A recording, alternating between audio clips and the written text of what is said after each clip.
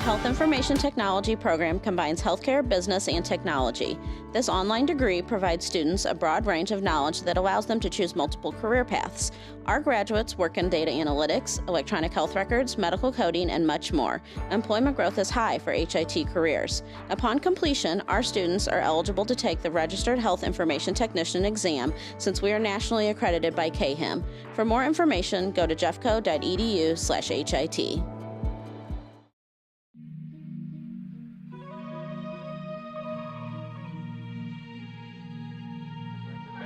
Drives the baseline. Shots no good. Rebounds put up and down. Lee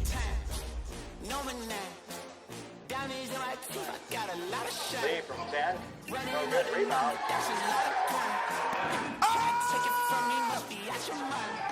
Takes it from 18. Count it, Monty Vogel. Good shot. Flames for three. Count it. All alone, Alfonso Cotton puts it down, and we're tied.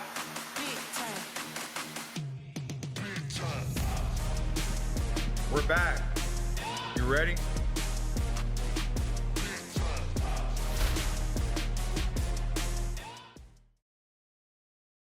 The House Bar and Grill at your Festus Pasta House is your place to watch all local high school sports live. That's right, I said live. Come in and enjoy all local high school sports brought to you live on our 5 big screen TVs from Livestream STL. Also enjoy our happy hour menu, which includes half-price pizzas, discounted appetizers, and drink specials. We are the best place to gather for your local high school sports brought to you by Livestream STL at your Festus Pasta House on Highway A, where it's always a great time.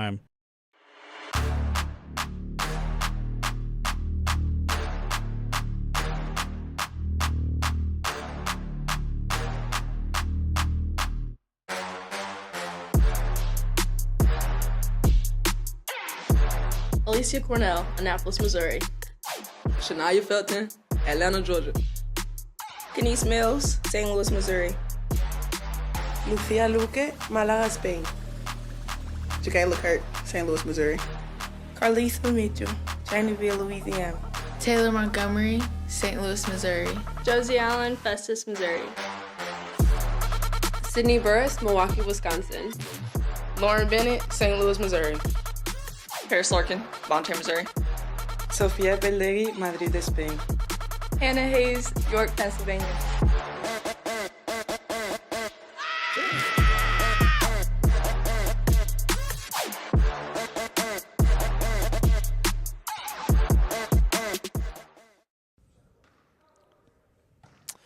Hey, we are catching up here with Bob Deutschman, the athletic director here from Jefferson College. How you doing, Bob? Doing well. How are you? Wonderful, wonderful. Basketball season is upon us now, and saw a great crowd here Wednesday night for the men's game. First time in over 30 years we've had a men's team here, and I'm sure you were happy with the turnout. Well, yeah. I mean, with all the meetings, all the planning we had with that, the one thing I kept saying is we're just going into the big unknown as far as what's going to show up, because we don't do pregame ticket sales or anything like that to give you a mark. It's just kind of seeing, I remember it was about 5:30 and we were already starting to fill, and I'm like, that's a good sign. Yeah. If we're an hour and a half out, outside of tip, and we're already getting people coming up. It was, but what it turned into was even beyond what I imagined it would be. We had talked about opening up the other sides at a point just because it was filling up. We were at standing room, and we just decided just to leave it as is. But it was great, and having Hillsborough dance team here and having that connection and just the whole thing. I thought the guys played a great first half. The game got away from us a little bit. Their length was substantial. We have a 7-footer that is not quite ready to play physically yet. He's got an Achilles issue when we get chemo out there, and certainly would have been helpful. But I just, our post defense kind of got it caught up to us. It was 6'4" on 6'11". Yeah, it doesn't usually turn out well, but you could sort of see pregame that there was some length that we were going to have to deal with. But I thought we counteracted that with our guard play and with their speed and our athleticism, and it got ourselves to the line a lot in the first half, and just sort of I think the game got a little fast for us. But first game out with a brand new roster, and all the surroundings, I think the game will slow down for us, which will allow our speed to be productive as opposed to hurt us. I think if we just got going a little bit too fast and started turning the ball over a little bit. But all in all, the night was fantastic. Yeah, great atmosphere. Was very, very pleased with the turnout as well, and great showing. And again, like you said, the amount of competitiveness is definitely there. Sure. It's just going to take some time to build and contribute to that culture and that pedigree. Moving over here to women's basketball today, and second year for Coach C.B. Walker here. Very impressed with the programs he's putting together, and I don't know about you, but I really thought even last season, things kind of happened a little bit like Wednesday night. It took a little while to kind of flip the switch, but by the end of last season, you really started to see the culture take place. Your thoughts on CB? Well, yeah, when we were going through the process of doing this, and as we were, it was a dynamic situation because it wasn't just, it wasn't just taking over the women's program. It was then building the men's program and doing both, and you kind of go in with a mind's eye sort of mentality of what you're looking for. You don't exactly know what it is, but it's kind of like that. You'll know it when you see it. And right. We had gone through the interview process. He was actually the last interview we had, and heading into his interview, I thought I had a pretty good idea where we were going to go. It was a very solid basketball hire. But within 5 minutes of his interview, my mind had already flipped, and we could have stopped right there just because there was a dynamic. Clearly, the basketball part's important, but we needed a face. We needed. I thought he became the perfect face from an energy standpoint. Just a very dynamic, high energy, just an abundance of energy type of guy that just seems to never tire. I told him the other day I've never seen him walk in the day tired, but he's perfect for what we're looking for. He's perfect for us. We're going to try to keep him as long as we can. I'm certainly he's going to be a guy that down the road we'll lose just in the right way for all the right reasons. We will. He's very good. And he's doing an incredible job for us, laying a foundation for someone to take over down the line. But this is the builder of the program, and our women are a year further in. We have two very dynamic players coming back, three actually with Lou and Jakayla and Sid, and so we're really good. Down low physically, it's kind of the opposite of the men right now. We're physical. We're down with our bigs and just getting trying to get our guard play to where we need it to be just to handle the ball pressure that we get and just the full court. And teams typically on the female side, teams are going to pick you up full court and until you can prove that doesn't work, they're going to keep coming at you. And we ran into that problem last year with our guard play. Just once you put that on film, and so I think, going into the year, we knew we were going to have to get that better. I think we have. I think we got a lot of options of girls that can handle the ball and get the ball up the court for us. And for us, once we get it up the court, in the half court, we're going to be very good just because we're so physical down below. And so I think if that will be today, you'll see if we handle pressure, we're going to be fine. If we struggle with it, our size isn't going to really help us a whole lot. Right. Well, we're looking forward to it and appreciate the time. Absolutely. Bob Deutschman from the Jefferson College Athletics Department. Too legit. When we could be superstars, we've been rather wrecking car. What is at stake for us? Kicking up cold.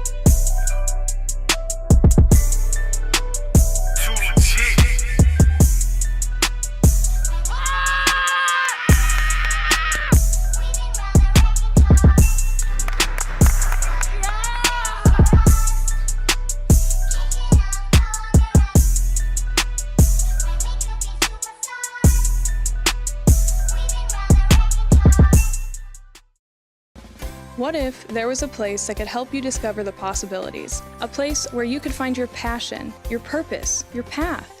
Jefferson College is that place. So what are you waiting for? Discover the possibilities at Jefferson College. Rutherford is the place to shop for your next vehicle.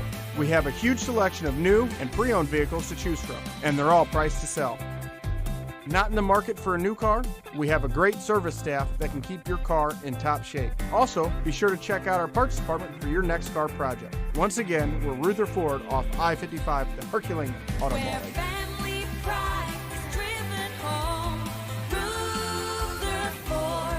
Ruther.com.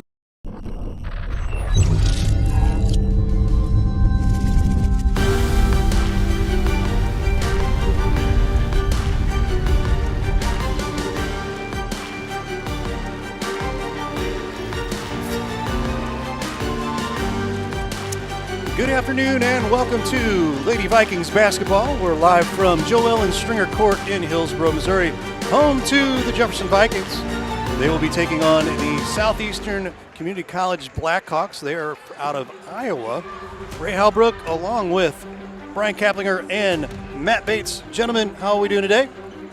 Doing good, fresh off, Friday night football. We're right back at it now because I was just going to say we're getting ready to kick off the basketball season here for the Lady Vikings. And Mr. Kaplinger along with me today. And once again, season opener for Jefferson College, but Southeastern Community College already come in 1-0. They beat Spoon River 67-37 back on November 1st.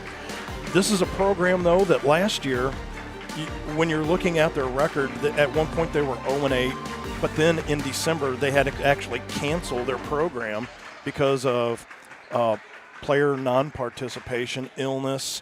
They had a number of things going on, so you're looking at a program that, for almost a whole half of a season had to close up shop, now try to rebuild, get back out. So I think from their side of the fence, they're going to have a lot of work because they're finally now getting a program back together, and they're going to take on a tough Jefferson Vikings lineup today. Absolutely, and it's always going to be early in the season is building consistency, building that teamwork, especially in basketball. You're playing off of one another, and that's really, really important, knowing where your teammates are going to be. We're going to step aside real quick, and we will be right back. Vikings basketball live stream STL.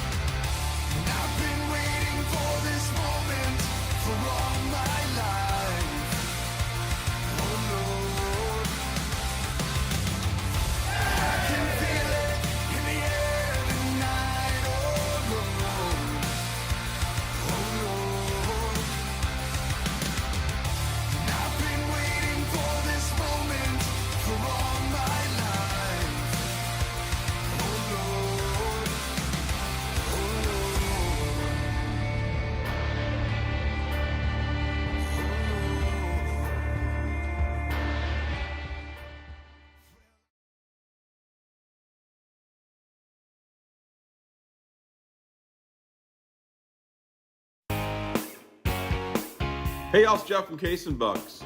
Thanks for watching the games today. We appreciate all your business all year long. Don't forget, we've got awesome wings, we got amazing burgers, we got salads like you wouldn't believe. Come check us out. We have barbecue on Thursdays, we have Southern Nights on Wednesdays, we've got bingo on Tuesdays. We can't wait to see you all. Thanks a bunch, and we look forward to having a great summer with y'all.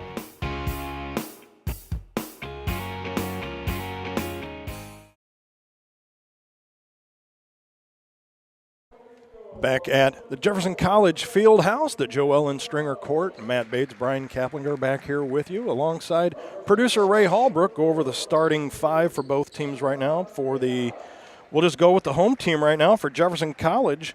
Coach C.B. Walker will send out the following. Number 2 at guard, Shania Felton. At guard, the 5'7" freshman, number 4, Kenise Mills. At forward, number 5 from Malaga, Spain, Lucia Luque. Number 10, Jacayla Kirk at forward, the 6-foot sophomore from St. Louis. And rounding out the starting 5 will be the freshman from Festus, number 22, Josie Allen. For the Southeastern Community College Blackhawks, Coach Chevis Thompson will send out the following 5. That will be number 4, Angel Maiz. She was an academic All-American. Number 12, Victoria Escribano, the freshman from Caugas, Puerto Rico. Number 22, Tati Pereira. Number 23, Denasia Peterson at guard. And at forward, number 30, Nair Lucas from Miami, Florida. So that is how the starting 5 will play out for both teams. Coach C.B. Walker, just fresh off of, as they were talking about in the pregame show, the men's team, after 30 years in the making, had their first game back on Wednesday, and Livestream STL was there to cover that as well. So a lot going on in the community right now, Mr. Bryan. Absolutely, and it's exciting. You can kind of hear a little bit of the background music, noise, a great turnout, I think, for a Saturday here at the field house, and just looking forward to a good game, especially kind of this relaunch of a season, kickoff, if you will. I think it has the makings of a battle here this morning.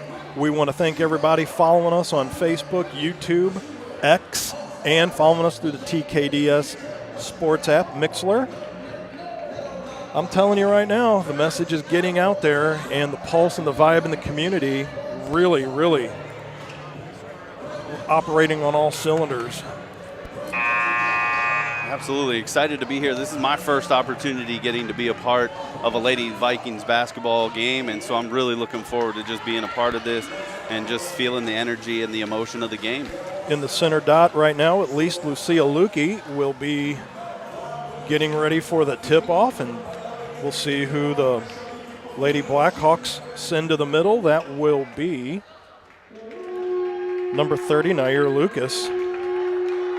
And there you hear the blowhorn. Season is underway. Luque gets the opening tip, so the possession arrow will go to the Blackhawks.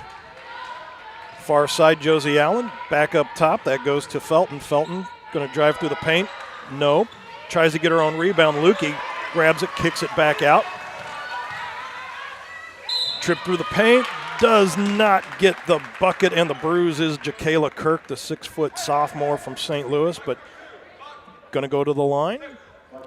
Yeah, and off to the start. Looks like great aggressiveness from the Lady Vikings. There you see from Southeastern. They're opening up in a man-to-man coverage. They're really going to try and guard tight on the perimeter, which is going to lean to a lot of drives and maybe kicks or drives and layups today. Fouls on number 22, Tati Pereira from Ubatuba, Brazil. That will be Jacayla Kirk knocking down her first point of the season. Follow that up with her second point of the season, so 2 for 2 from the charity stripe and a 2-0 lead for the Lady Vikings, only 25 seconds into the contest. Up comes number 22, that's Pereira. They go back up top. Over to Maiz, dish down low. Went to go to Maiz, that was picked off by Allen. Allen breaks out. Back up underneath goes Mills, and Shanice, just instead of putting it off the square, tried going from the underside of the bucket, which you can't do that. Yeah, I think just, you kind of get caught up in a quick moment there when you're on a fast break rush like that, and the basket gets to you a little bit quicker than you anticipate. Yes, it does. When you're doing 80 miles an hour and the other car in front of you just stop like that backboard, you're like, whoop. 9-10 left to go, opening quarter. Kick back out up top to Maiz. Maiz working on Felton up top. They go down low. Little shot put up from 15 feet out, right off the square, and in goes Nair Lucas. Knots the score up at 2-2. Back over Mills. Over to Felton. Felton to Lukey. Tried to go down low to Kirk, and they're going to call a foul there on number 12. That's Victoria Escribano from Cayugas, Puerto Rico. The freshman forward going to get called for her first foul. So Mills is going to throw it in with 20 on the shot clock. Goes back up top to Kirk. She's going to drive in. She promptly feeds it right into the breadbasket of number 23, Denasia Peterson. Right pew, wrong church. She had the right idea, just the wrong team. Yeah, you know, it's moving fast so far early in this game. Both teams looking to try and drive quick, and so you're going to see some of those mistakes. You just got to limit those and really look to make clean passes and get some open shots here. Lukey in there trying to fight for possession with the ball, and looks like that will be Nair Lucas picking up another team foul on that. And that will be Mills throwing in once again. Try this for the third time. There goes Josie Allen cutting through, and now it looks like there's a foul called on.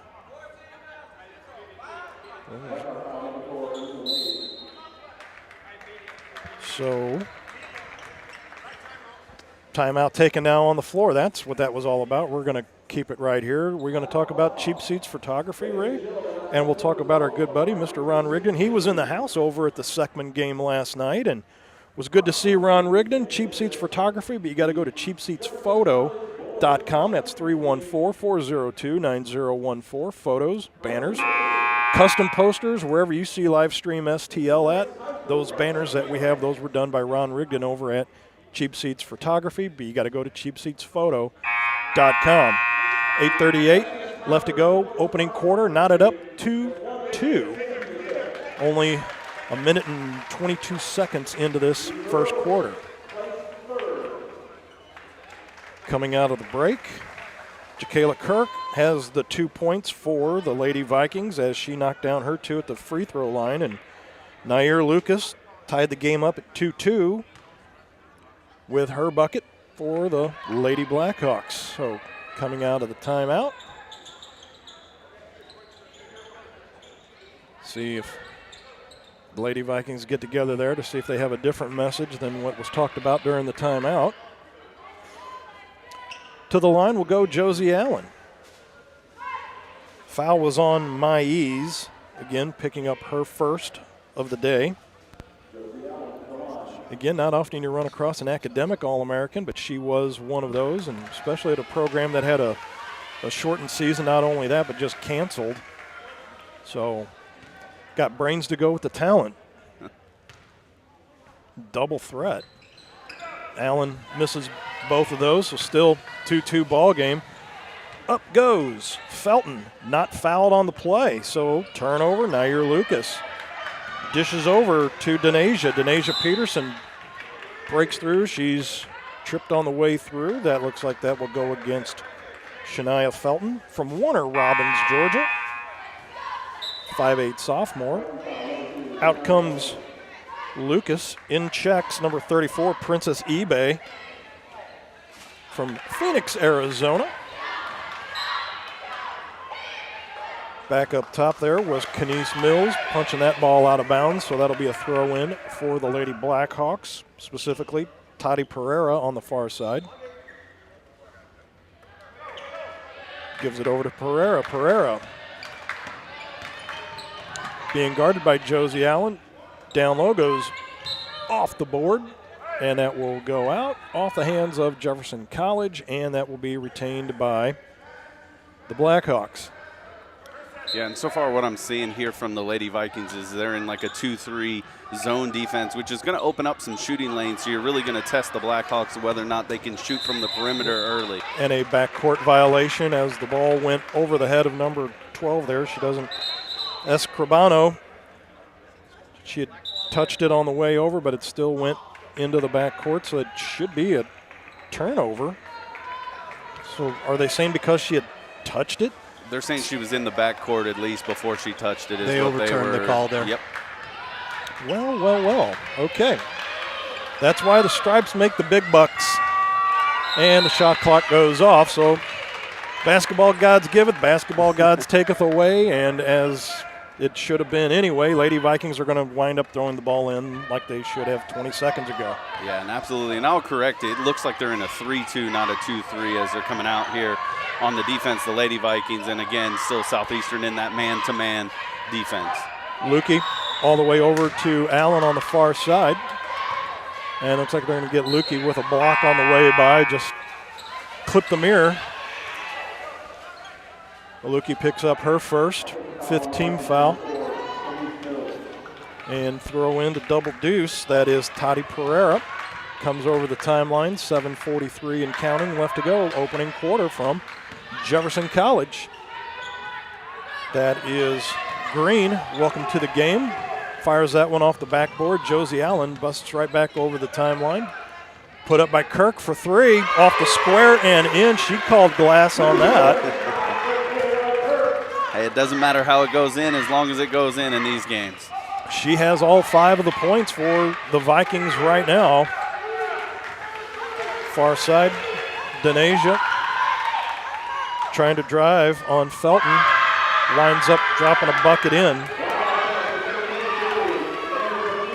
That'll be Peterson's first bucket. Here's a shot put up once again. That goes off the panel. That was Kenise Mills. Rebound taken here by number 5. That's Justice Greens from Mounds, Illinois. Bounce pass. Mills. That's to Felton off the square and in. 7-4, 3-point lead now for the Jefferson Vikings. Yeah, and just great transition basketball right there. Off the rebound, push the ball early, get a good 2-on-1, and make it count. Toddy Pereira goes far side over to Peterson. Peterson, they kick back out. And that was Green putting it back up, but Blackhawks got the rebound, but it's now turn and go, turn and burn back up court. Here's Mills. She's going to drive through the paint. Goes off the backboard. Lukey back over to Josie Allen. Rebound taken by Felton. Kick back out. Felton grabs another rebound. Down to Lukey off the panel and in. Lukey from Malaga, Spain, the 6-foot sophomore. Yeah, definitely doing some work on the boards down low, making sure they get a number of second chance opportunities there on that possession and resulting in a solid 2 points from Lukey. And a little pressure being put on by Felton, and the ball will roll out of bounds, and so that will be Jefferson College ball on the far side of the court. Nice crowd for a Saturday afternoon affair. That'll be Jakayla Kirk throwing it in over to Josie Allen. Allen. Little pressure put on there by Green. Was able to break that over the timeline. Over to Kirk. Kirk. Dish back over to Carlissa Mitchell, who's just checked in, and a 3-ball put up and in. Didn't see who that was that dropped that one in, and another one dropped in as. So now it is opened up to a 14-4 lead.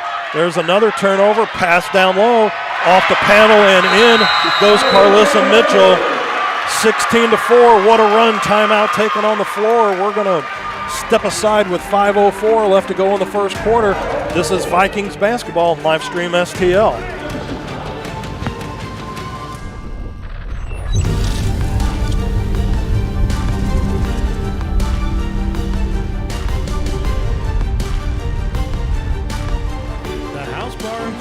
Festus Pasta House is your place to watch all local high school sports live. That's right, I said live. Come in and enjoy all local high school sports brought to you live on our 5 big screen TVs from Livestream STL. Also enjoy our happy hour menu, which includes half-price pizzas, discounted appetizers, and drink specials. We are the best place to gather for your local high school sports, brought to you by Livestream STL at your Festus Pasta House on Highway A, where it's always a great time.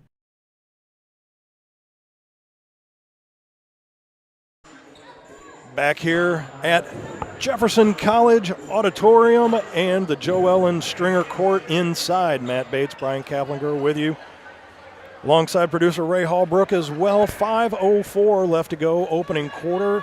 And out of nowhere, the Jefferson Vikings have sprung a leak on the scoreboard, and they're now up by 12 as right now the Lady Blackhawks can't get out of their own way right now, and the Vikings are just making points off of every turnover. Here's a shot out of the break. Rebound taken by Jefferson College.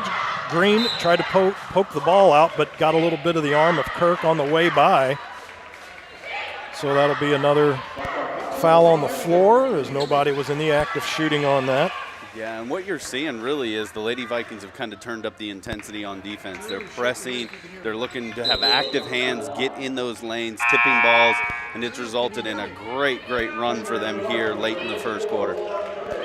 But I'm guessing with the number of fouls that they have, that will send her to the line to shoot two. First one goes off the back iron and out. So, all right, see if we can make sense of what just happened here. So the Vikings, I'm going to say that's number 24, Lauren Bennett. Because that does not appear to be Sydney Burris, because Burris is wearing 23, and I had two 23s on my sheet. So tripped over her own feet. Normally back in the day they would call that a travel, throwing the ball off your seat of your pants like that, but Denasia Peterson gets it over to Nair Lucas. Lucas was fouled, so can't fault the Lady Vikings for going after the loose ball. Collective effort right now. Justice Green, strip, she got caught looking at the bench. Josie Allen fouled on the way up with the bucket and the bruise. Allen to the line to shoot another one. Yeah, just a great heads-up play, catching their defense or the offensive player, kind of looking away, getting a great steal, and then pressing it. Was trying to get a read on the coach. There's the replay right there, as you see, as Green was just trying to sneak a peek over at the bench to see what the offense was. Josie Allen said, "I'll take that away from you, thank you very much," like just the hand in the cookie jar. Misses the and one, as there was only one other Lady Viking in the box. So it was just kind of odd on that. There was a foul from behind, but that is not called as Allen took a shot from Green. Okay. Play on, says Hogarth. Wow. Physical here so far. All right, so that is Bennett. They give it back down to Green. Green fires up an air ball, so that comes back up the floor, 4-on-2. Bennett off the panel and in. Boy, they might break out some Windex with all the board work they've been doing today. Absolutely, and again, as I mentioned earlier, just great transition off the rebounds. I mean, they're getting out, looking to run, and it's creating a lot of easy baskets early here for the Lady Vikings. Reach in by Bennett's going to stop the clock with 3:44 left to go in quarter number one. It is a 21-4 ball game. Mercy. Don't take your eye off the ball. But I'll tell you what, I mean, the Lady Vikings are taking every advantage. I mean, it's one thing to create the turnovers, but it's another thing to put the points up off the turnover. Allen for three. Had enough mustard on it, just missed it, but that was Sydney Burst checking into the ball game. She had the ball and fouled from behind by number 22, Toddy Pereira. Covered Sydney Burris over on the volleyball side, the 6-foot sophomore from Milwaukee, Wisconsin. She is, I'm telling you right now, I wouldn't want to encounter her in a dark alley. She's put together. Absolutely, and just doing some great work on the block down low. Just watching the free throws here from her. But, you look at this team so far. They are quick, they're looking to run, and they are sound down low on the defense and offensive side on getting on the glass, and that has really kind of made the difference. It makes it a lot easier when your teams are 1 and out, but then you get multiple opportunities on the offensive side. The syncopation that the offense is in right now as Burris knocks down the other one. I mean, for game number one, everybody seems to be on the same page right now if you're on the Jefferson College side of the fence, and there's, a few things that right now the Blackhawks need to work out, but like I said, they had a whole half year of their program canceled last year, so just trying to get people back out into the program. 3 ball put up. That goes off the side of the backboard. That's being brought right back up by Mills. Mills over to Burris, up and in. Burris is checked into the ball game. She promptly has knocked down 4 in the process, make it 25-4. That is Escribano. Goes out on the far side. She's fouled on the way by. You can see from the Blackhawks here, they're trying to get their offensive rhythm going here, get some early shots, create a little bit of space. Very fortunate on that play. I think Escribano did a great job of getting to the free throw line for the jumper. Defender just a little late, getting kind of on that side arm as she was shooting. Fouls on Carlissa Mitchell. That's her second one. To the line will go Victoria Escribano, again from Cayugas, Puerto Rico. Misses the first one. 2:56 left to go, opening quarter, and she will knock that one down. At least gets her first point of the day, does Escribano. So it is now a 25-5, so a 20-point lead now for the Lady Vikings, doing a lot of damage. Thought about putting the 3-ball up, did Shania Felton. Felton, they dish it back over to 33. That's Hannah Hayes who has checked in now. Burris goes up. They're going to call her on a travel. Thought she was fouled on the way up, but nope.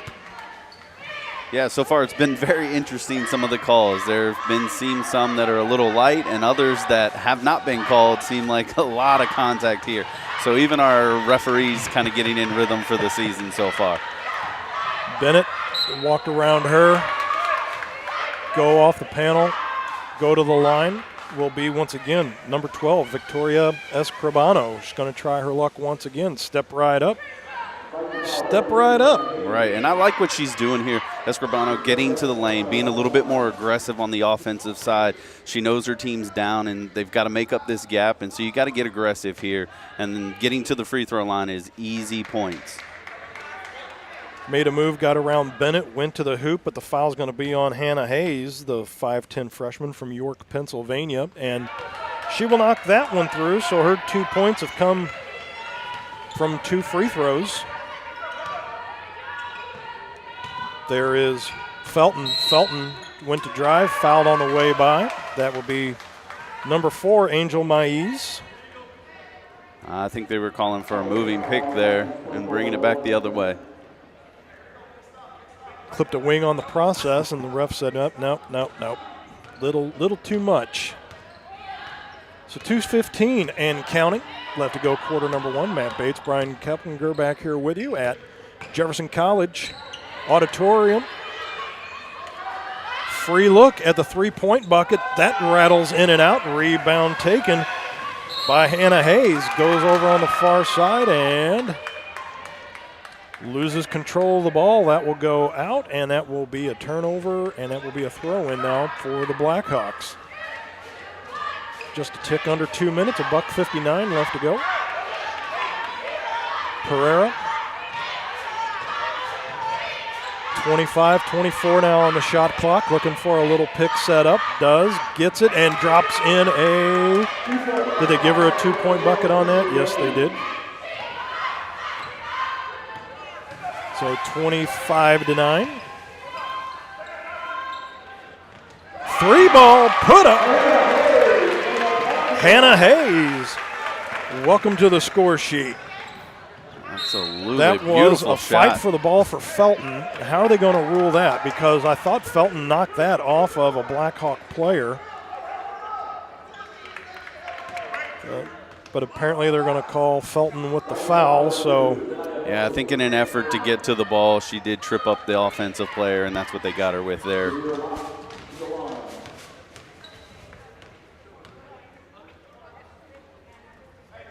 And that first one bounces off of everything, winds up falling through the canister.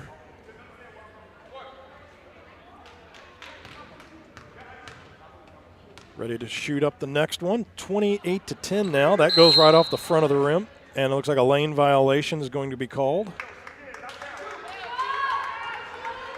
And that was Chudir Mock there at the line. And she's going to shoot another one as Vikings were a little too quick to get in there. And she still promptly bangs it right off the front of the rim. Fight for the rebound. Nobody's called a timeout, so are they going to call a jump ball? Are they going to call a foul? The whistle's blown. Nobody's made a signal yet, so they're going to say no foul. Everybody lay back down and just try grabbing the ball again. Right. I mean, I love seeing the effort here right off the get-go from both teams. That ball's on the floor, a loose ball situation, and they're going for it. So apparently they're going to call a foul on the play, and they're going to call Felton on that. That was a jump ball, but again, okay. So they're talking it over, maybe considering something different here. Unless they are calling a jump ball, because the possession arrow would still go to the Blackhawks anyway, because we haven't had a possession arrow change since the opening tip-off. That could be what they decided to do.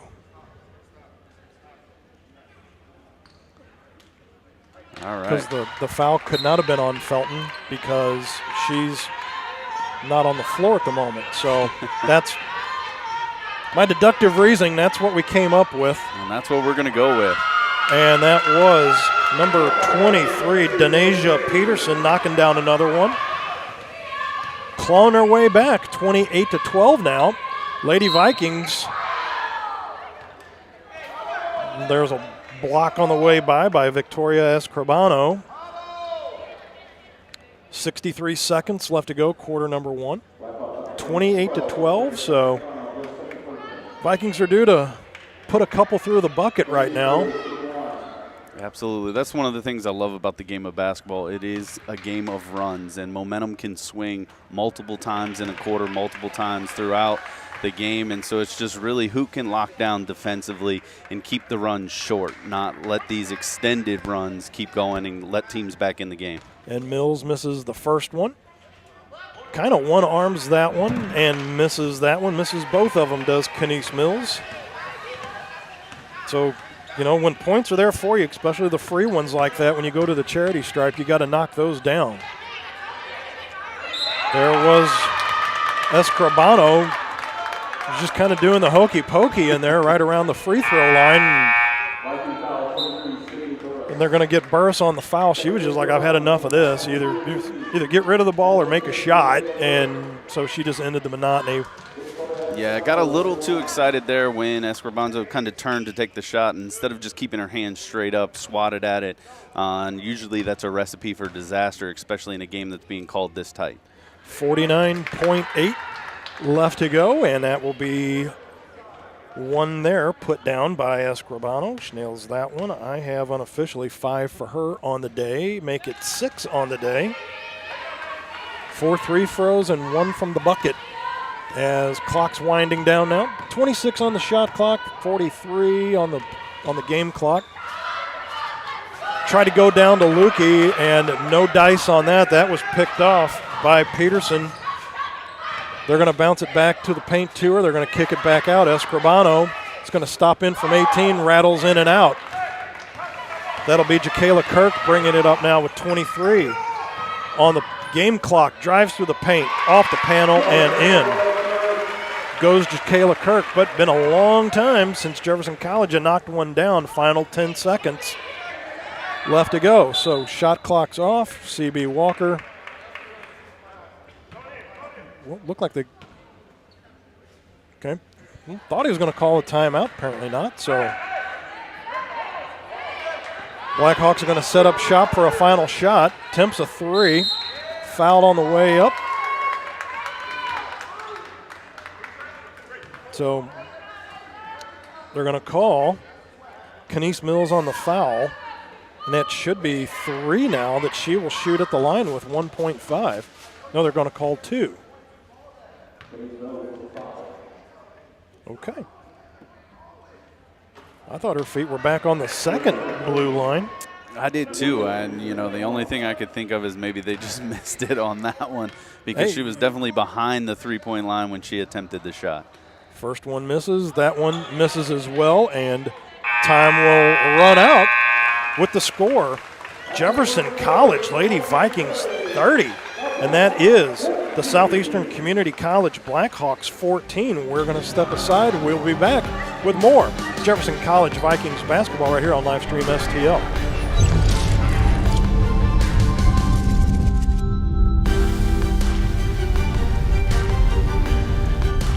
Rutherford is the place to shop for your next vehicle. We have a huge selection of new and pre-owned vehicles to choose from, and they're all priced to sell.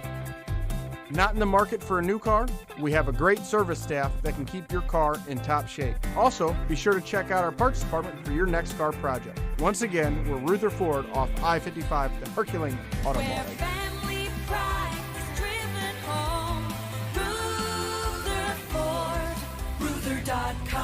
The House Bar and Grill at your Festus Pasta House is your place to watch all local high school sports live. That's right, I said live. Come in and enjoy all local high school sports brought to you live on our 5 big screen TVs from Livestream STL. Also enjoy our happy hour menu, which includes half-price pizzas, discounted appetizers, and drink specials. We are the best place to gather for your local high school sports, brought to you by Livestream STL at your Festus Pasta House on Highway A, where it's always a great time.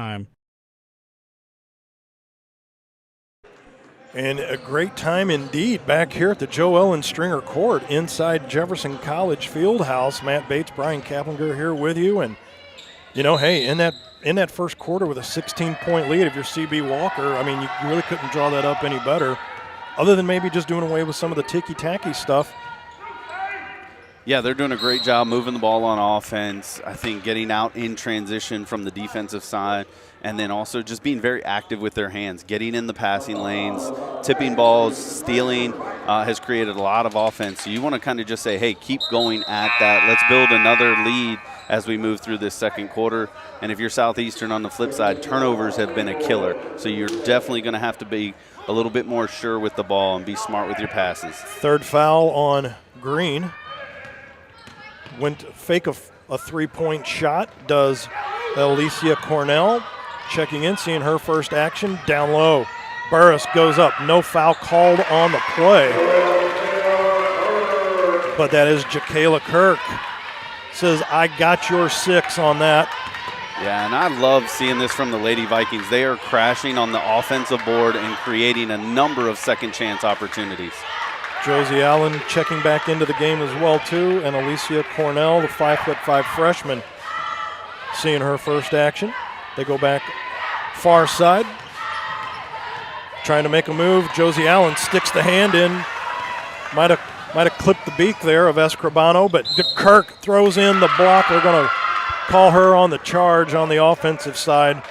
Boy, I'm telling you right now, she came through with a head of steam. That was very brave there by the defender from Southeastern, making sure her feet were outside that little charge circle, half circle down there. But standing in there was a brave, brave take. Boy, straight to the net did Kirk go, but called for the charge. 9 minutes exactly left to go until halftime. Pass down low. They're going to kick it back out just outside of the paint. Lukey fighting for it. So somehow they were reaching over her back, stripped the ball out. They fire up a 3. Lukey's like, I got this one. Turn and go. Cornell, 3-on-1. Dishes out to Allen. Allen off the front of the canister. And rebound taken. And had a couple options to go with there. Could have given it to Allen. Could have given it to Burris. Decided to go with Allen and fired it right off the rim. Yeah, but to the line? Nope, they're not going to the line. I'm sorry, because it's Blackhawk ball. Absolutely. I just want to call out Lukey here on the Lady Vikings. I mean, she has been a terror down low. She is collecting all the rebounds. Unofficially, I think around 6-7 rebounds so far early in this game, and she's becoming a nightmare for Southeastern down on the paint. Press being put on, and it looks like that has paid off, as that is an unforced error. Little turnover for the Lady Blackhawks with 8:21 left to go. Kirk going to throw it in. Cornell leading the offense here from Annapolis, Missouri.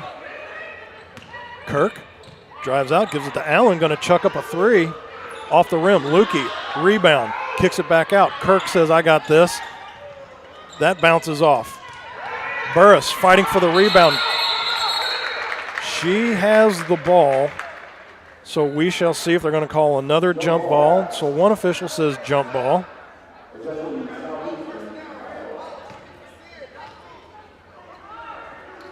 So maybe my deductive reasoning from the last time didn't pay off, because now Blackhawks are getting the throw in, so it was not a possession arrow for them last time. Now it should be. So Lukey just could not get there. And the train could not stop on the tracks. That's a tough play. Just went right over the back there of number 30. That is Nair Lucas. She had put the brakes on. Lukey was like, I didn't see your tail lights come on, and I couldn't stop quick enough. That's just, apologize and move on. And there's a bucket put in by Escribano. She posits another one. So it is now 32-16. They've cut the lead in half. Back come the Blackhawks 2-on-1. Wow. How in the world? So Cornell stuck her hand out. The Blackhawks, it went off their hand and out, and they're still going to award the ball to the Blackhawks. Now, yeah, that's a difficult call there, because, momentum would tell you that she had to continue to push that forward to push it out of bounds. Exactly. So Lukey sticks her hand out there, deflected it, but still retained by the Blackhawks. Josie Allen working all over Maiz. They do wind up stripping it, but Escribano steals it right back. Now, there we go. Call is correct, as the ball did go off the hand of Denasia Peterson. So that will be a throw-in by Sydney Burris. 7:20 left to go until halftime. Josie Allen near side by us. Little pick and roll set up by Lukey. Corner to Kirk for three. Drano! To Kayla Kirk. And again, just great offense right there. I've noticed that Southeastern's kind of gone to a 2-3 zone, which is going to open up the floor for shots. And Kirk is taking full advantage of that with a great shot. And almost a pick off by Burris there. Sometimes we try to integrate sports analogies, that zone. Like in football, when you set up that zone, there are open pockets, and you saw what happened with Kirk over on that far side. That's why that was a virtually uncontested three-point shot that she put up. And when you're not contested and you got all day, you got a lot of time to eyeball that up, and she deposited it right through the bottom. Absolutely, and that's what you're practicing for. And when you're facing a zone, quick passes will always defeat a zone, and that's what you saw from the Lady Vikings right there, get a wide-open three and nailed down by Kirk. Throw in. They go down low to Maiz, and it looks like she is fouled on the way through. She tumbles to the floor.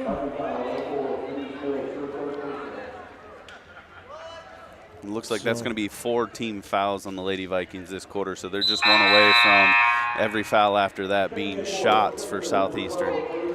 Pereira looking to throw in, and that is number 12, Carlissa Mitchell, checking in. And took too long. Nope, never mind. Black 30, okay. I was going to say, I thought that was an awful quick 5 seconds, but they got Nair Lucas with a block on the way by, so up comes Josie Allen. 35-16, so a 19-point lead. Still a large double-digit lead for the Lady Vikings. Allen went off the hand of Denasia Peterson. Yeah, right now what you're seeing from the ladies, the Lady Vikings, they need to get some movement, get to the open spots on the floor against this zone. If you start becoming stationary and try and dribble too much, you're going to be susceptible to a double team from this zone. Kirk with the ball returned back to her from the throw-in by Allen. Kirk went to strip the ball out once again. Now another jump ball being called, and can't really tell on the scoreboard either. And it's a nice scoreboard. I cannot see the possession arrow. It's down on the floor, that's why. There you go. Look at that. Producer Ray Hallbrook on it. So the possession arrow went to Jefferson, so they will throw it in. Allen just couldn't get it over the height package out there. That ball will be deposited right through the bottom by Toddy Pereira. Picks up her first 2 of the game.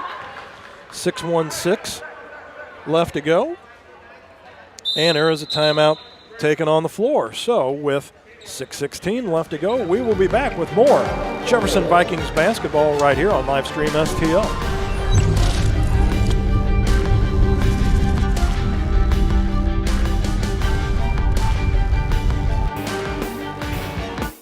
Hey, y'all, it's Jeff from Case and Bucks. Thanks for watching the games today.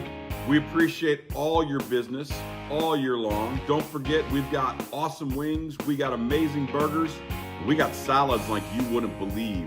Come check us out. We have barbecue on Thursdays. We have Southern Nights on Wednesdays. We've got bingo on Tuesdays. We can't wait to see you all. Thanks a bunch, and we look forward to having a great summer with y'all.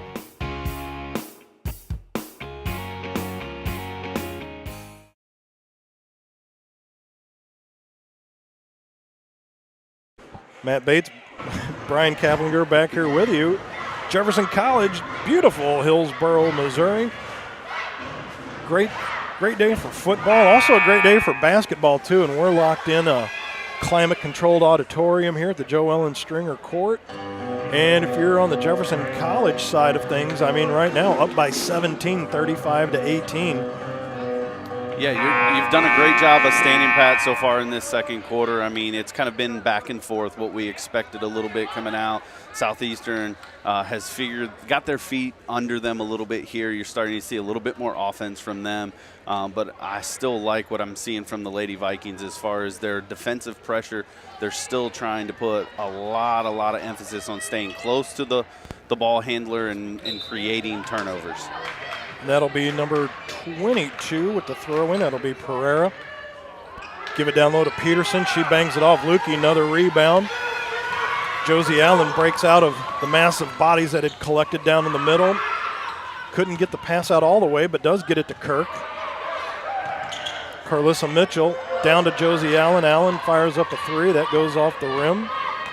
Back comes Maiz. She navigates her way through, pulls it back up outside the 3-point arc. Gives it over to Peterson. Denasia out there on Mitchell. 14 on the shot clock. Back to Escribano. Back out to Peterson.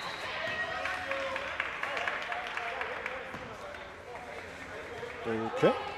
Yeah, I mean, the referees so far are not letting these screens really take effect. I mean, any kind of contact right now, they're calling, kind of an illegal screen, a block, if you will, on the players. And that makes basketball a very difficult game if you're going to limit the contact on those screens. Escribano picks up her third.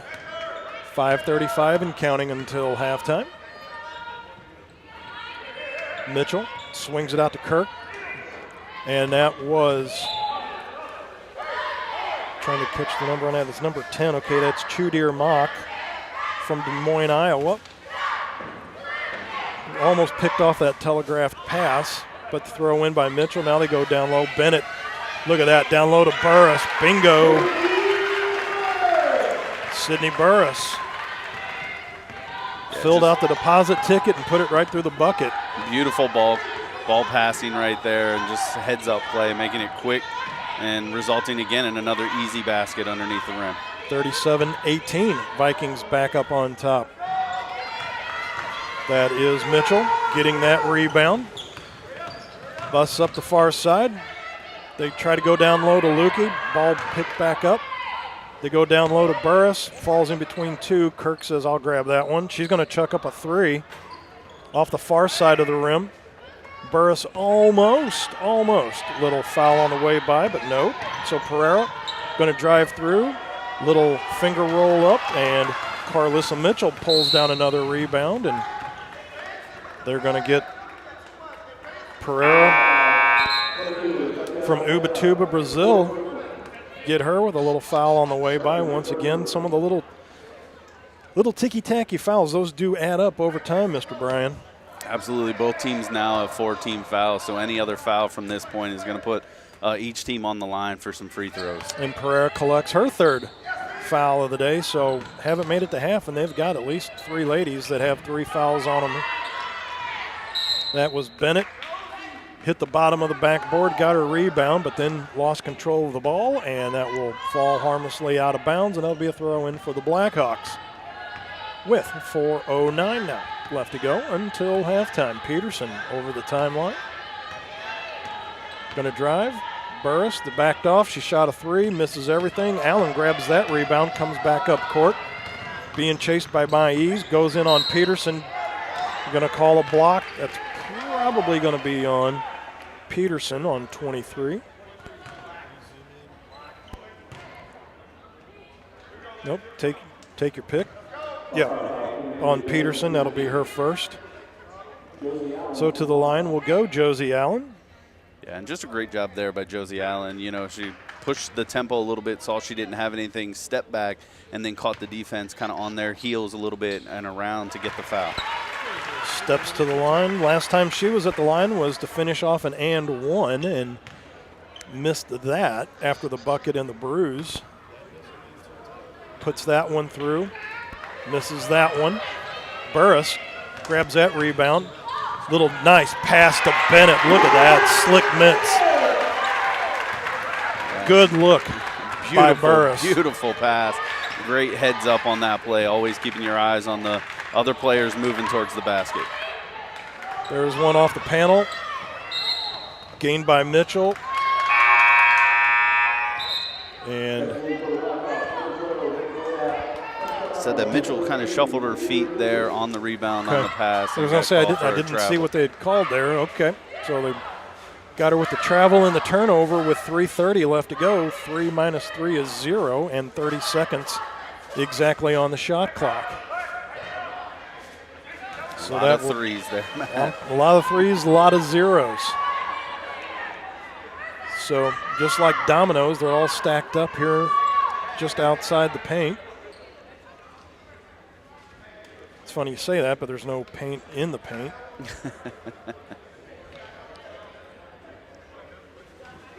So they'll get it here in just a second. Peterson looking to throw the ball in now for the Blackhawks.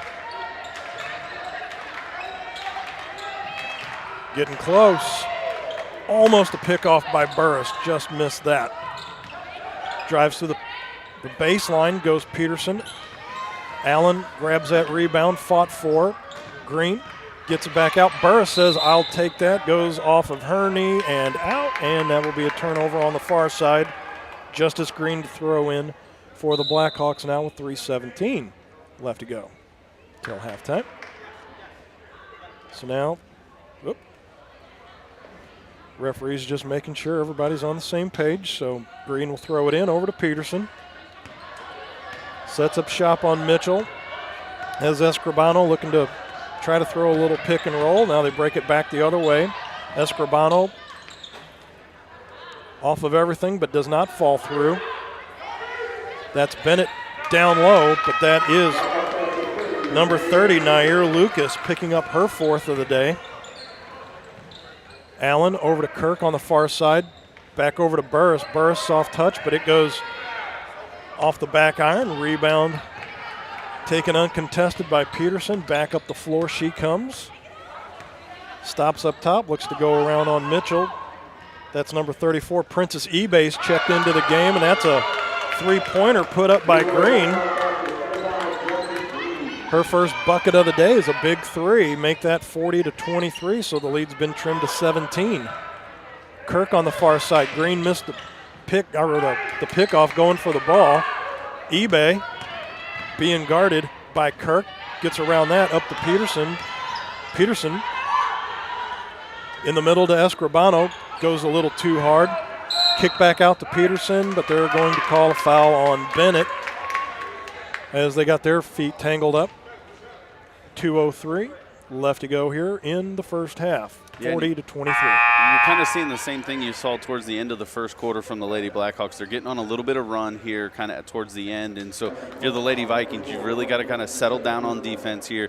You've switched to a man-to-man, and so make sure you lock up, switch those screens when they come, and not give any open shots but contested shots for the team. That one bounces off a little too hard. eBay at the line. Princess eBay from Phoenix, Arizona. I-B-E-H, pronounced eBay. Drops that one through. Welcome to the score sheet. Her first point of the day. 2 minutes exactly left to go in this first half. There's Bennett for three. Bingo! Lauren Bennett, give her 7. 43-24. Been a while since the Lady Vikings have put a couple buckets together consecutively. That is Lucas, shuffles, and they're going to call, I guess it's going to be 12, Carlissa Mitchell, and that'll be her third. Yeah, you got to start kind of watching these fouls building up, especially in this type of game. Obviously, they're calling things very tight, and so you do not want to find yourself in deep foul trouble this early in the game. Totally agree. That one's fired up a little too hard from Lucas, sophomore from Miami, Florida.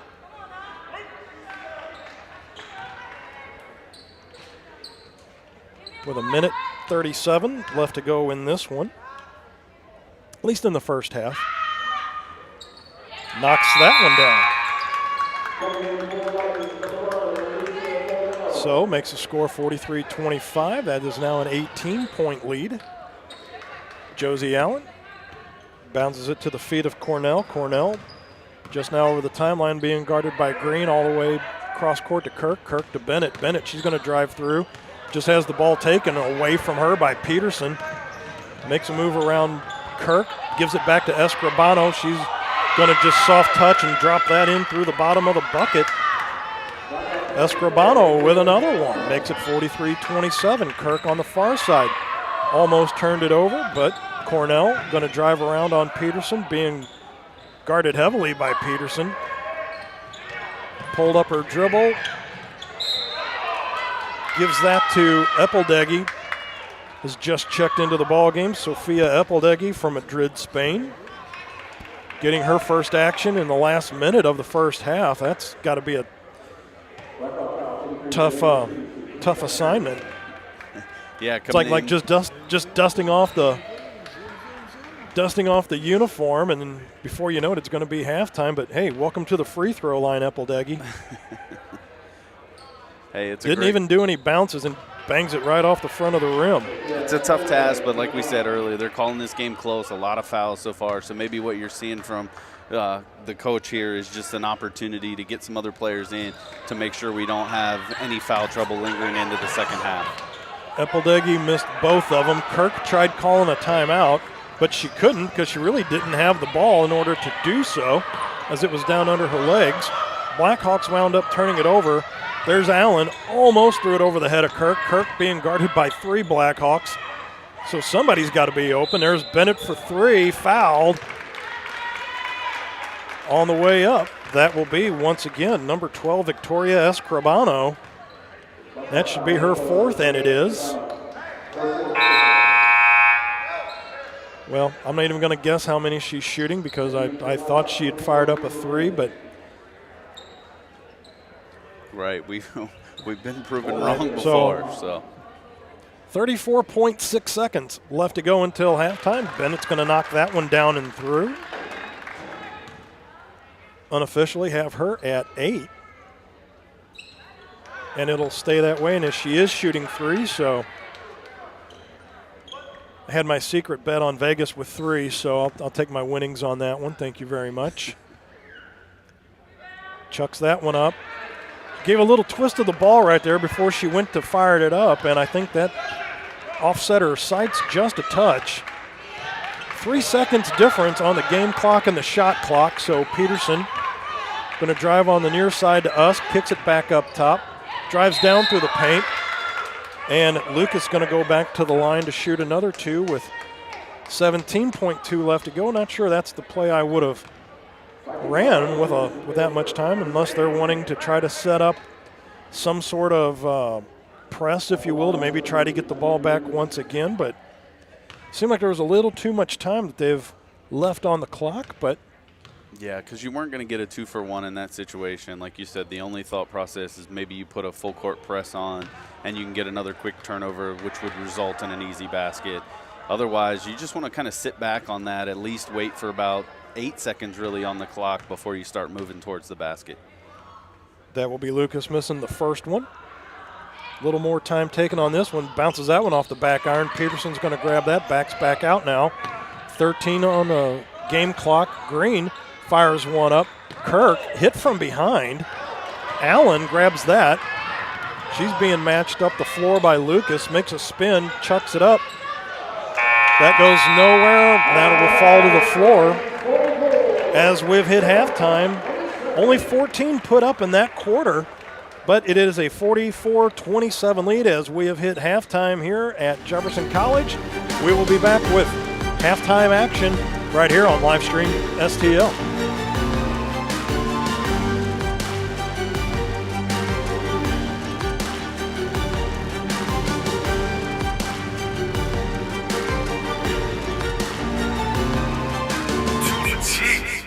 When we could be superstars, we've been round the wrecking car. What is at stake for us? Kicking up on the run. Yeah, we could be superstars. So the British run from us up. So we fell off the spinning tops. Don't go baby, punch us. Break my arrow.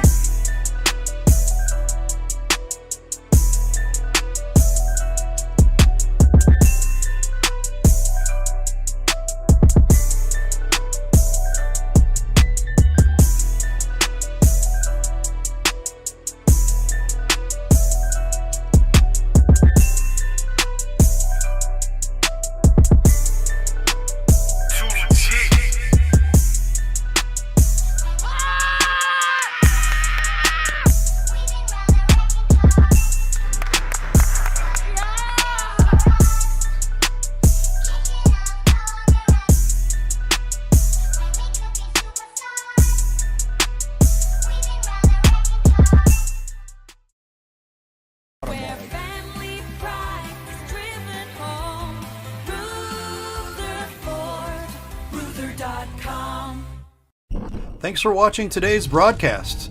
Any unauthorized use of this broadcast without the express written consent of Livestream STL is strictly prohibited.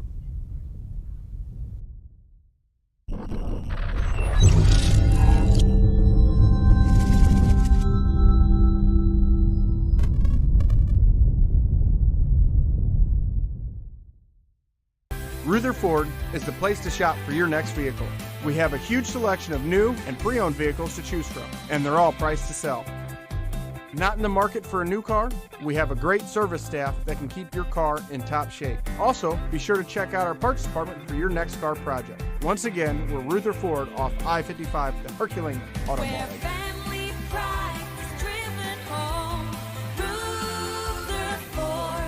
Ruther.com. Tire Bargains, your one-stop destination for all your vehicle's needs. Established in 1985, we offer the best deals on all major tire brands, custom wheels, and lift kits. But we do so much more than just make your vehicle look good. We also help make sure it rides and drives good by offering a full range of repair and inspection services, including alignments. Whether it's custom accessories or repair work, Tire Bargains has you covered. Tire Bargains is located at 2100 Truman Boulevard in Crystal City. Give us a call today at 636-937-0021. I'm Scott Seek, your local Edward Jones financial advisor. When we work together, we'll focus on what's important to you. We'll create a personalized financial strategy backed by our advice, tools, and resources to help you reach your goals. And we'll partner to help your strategy stay on track no matter what happens. Contact me today at 636-937-8081. Edward Jones, member SIPC. Mama's on the Hill, home of the original toasted ravioli. For reservations, gift cards, and banquet and catering inquiries, contact them at 314 888-776-3100, located at 2132 Edwards in St. Louis, Missouri. Check them out on the web on mamasonthehill.com. Follow them on Facebook and Instagram for exclusive holiday offers. Hi, this is Steve Curley at MasterTech Auto Glass. Response has been great to our new business, but remember, we're not new in the business of auto glass. We have over 20 years of experience in rock chip repair, full windshield replacement, and we also offer camera recalibration services to keep your safety features functioning properly. We're a family-owned business, and I sincerely ask that you give my wife, Amanda, and I the opportunity to earn your business. So stop in or give us a call at 636-208-0018 or check us out at mastertechautoglass.com. We're MasterTech Auto Glass, located at 104 Twin City Mall in Crystal City, Missouri. Your vehicle will be in good hands at MasterTech Auto Glass. Hey, y'all, it's Jeff from Case and Bucks. Thanks for watching the games today. We appreciate all your business all year long. Don't forget, we've got awesome wings, we got amazing burgers, we got salads like you wouldn't believe. Come check us out. We have barbecue on Thursdays, we have Southern Nights on Wednesdays, we've got bingo on Tuesdays. We can't wait to see you all. Thanks a bunch, and we look forward to having a great summer with y'all.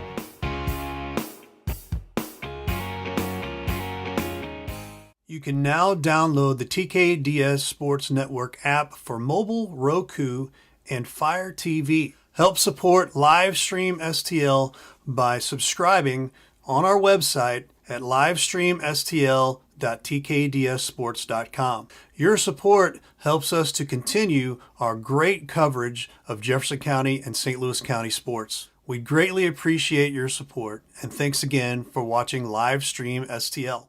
The House Bar and Grill at your Festus Pasta House is your place to watch all local high school sports live. That's right, I said live. Come in and enjoy all local high school sports brought to you live on our 5 big screen TVs from Livestream STL. Also enjoy our happy hour menu, which includes half-price pizzas, discounted appetizers, and drink specials. We are the best place to gather for your local high school sports, brought to you by Livestream STL at your Festus Pasta House on Highway A, where it's always a great time.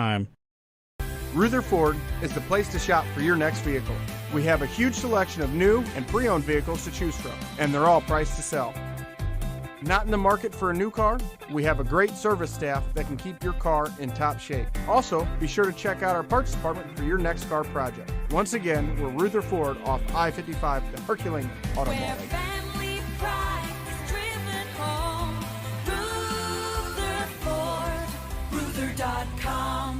Looking to buy or sell a home? Stacy Miller of Berkshire Hathaway Home Services has you covered. She'll help you with every step of the process, from preparing your existing house for sale to using the latest tools and technology available in your search for a new home. Let Stacy put the resources of Berkshire Hathaway to work for you. In today's market, the choice of a realtor is more important than ever. Give Stacy Miller a call at 314-606-1007 or visit her website at stacyzmiller.com. At Girardi Agency Missouri Farm Bureau, we're dedicated to safeguarding your present and securing your future. Whether it's auto, home, life, health, or business insurance, we offer comprehensive coverage tailored to your needs. We would love the opportunity to earn your business. Our office has been located in Hillsborough for over 30 years. Please contact our office today for a quote. 636-797-5800. The Breeze Dental Care Team consists of dedicated individuals who are caring, kind, and friendly. Our staff is here to ensure a pleasant experience during your visit to our office. Our team includes experienced and energetic people whose goal it is to communicate well with our patients and provide the best care possible. Providing preventative, restorative, and cosmetic care, schedule a visit by calling 636-937-3030 or find us on the web at breezedentalcare.com. Hey, Ray Halbrook here with Livestream STL Media. You know, we wear a lot of hats in this business, and to tell you the truth, we have a lot of hats from the area here in the Jefferson County and St. Louis County area here, and we'd really just like to tell you about all the different hats that we take care of here with a lot of different schools, a lot of different organizations, things like that. So as I'm doing this hat, you might be thinking, you know, hey, I'm a business, and you know, I'm looking for a way to advertise my business. Well, here's a perfect way right here. advertise with us here at Livestream STL. Real easy.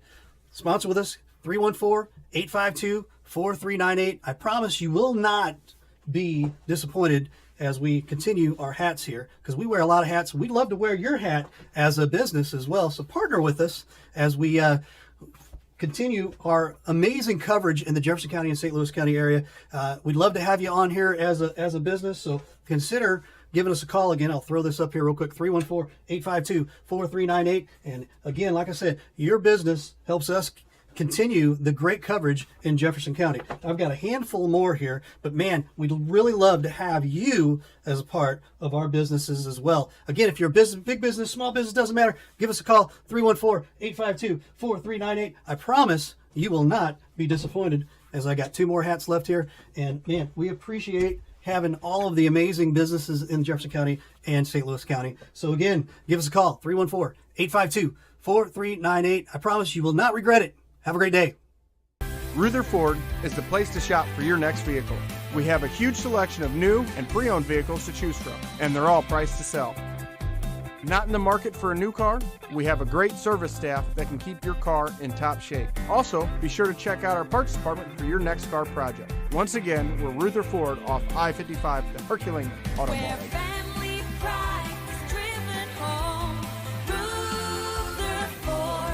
Ruther.com.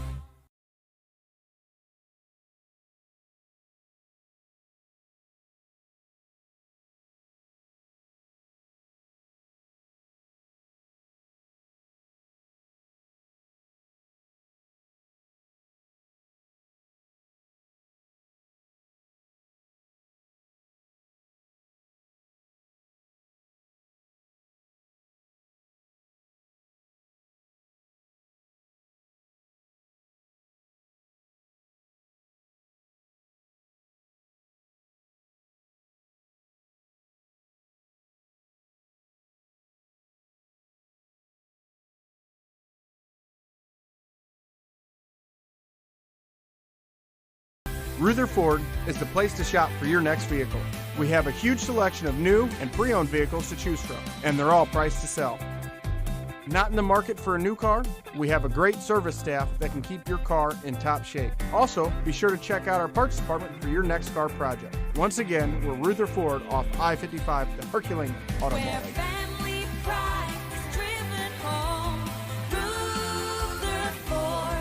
Ruther.com.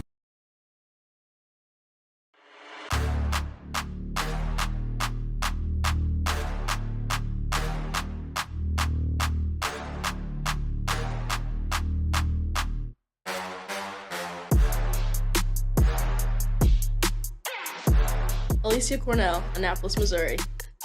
Shania Felton, Atlanta, Georgia. Kenise Mills, St. Louis, Missouri. Lucia Luque, Malaga, Spain. Jacayla Kurt, St. Louis, Missouri. Carlisa Mitchell, Chinaville, Louisiana. Taylor Montgomery, St. Louis, Missouri. Josie Allen, Festus, Missouri. Sydney Burris, Milwaukee, Wisconsin. Lauren Bennett, St. Louis, Missouri. Paris Larkin, Bonter, Missouri. Sofía Bellegui, Madrid, Spain. Hannah Hayes, York, Pennsylvania.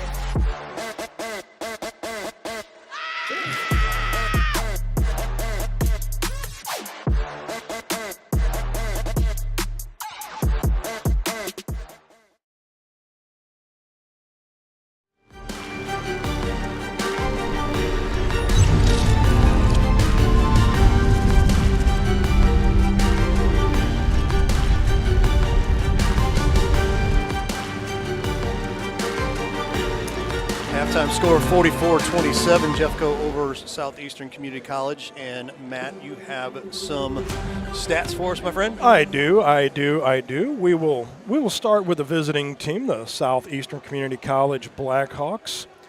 That is Victoria Escribano, their leading scorer. She put 9 down, and Nair Lucas with 5, and Denasia Peterson with 4 rounds out your leading scorers for Southeastern Community College. For the Jefferson College Lady Vikings, numbers read off the charts. Jacayla Kirk, off the bench, she was one of the starters today, knocks down 12. That is Lauren Bennett off the bench, who has 8. And Sydney Burris off the bench has 6. And then that's followed by Shania Felton with 4. And that is Josie Allen with 3, along with Hannah Hayes knocking down a big 3. But as Brian and I, we were talking before we came back on, Jefferson College in that first quarter knocking down 30, only mustered 14 in that second quarter, Brian.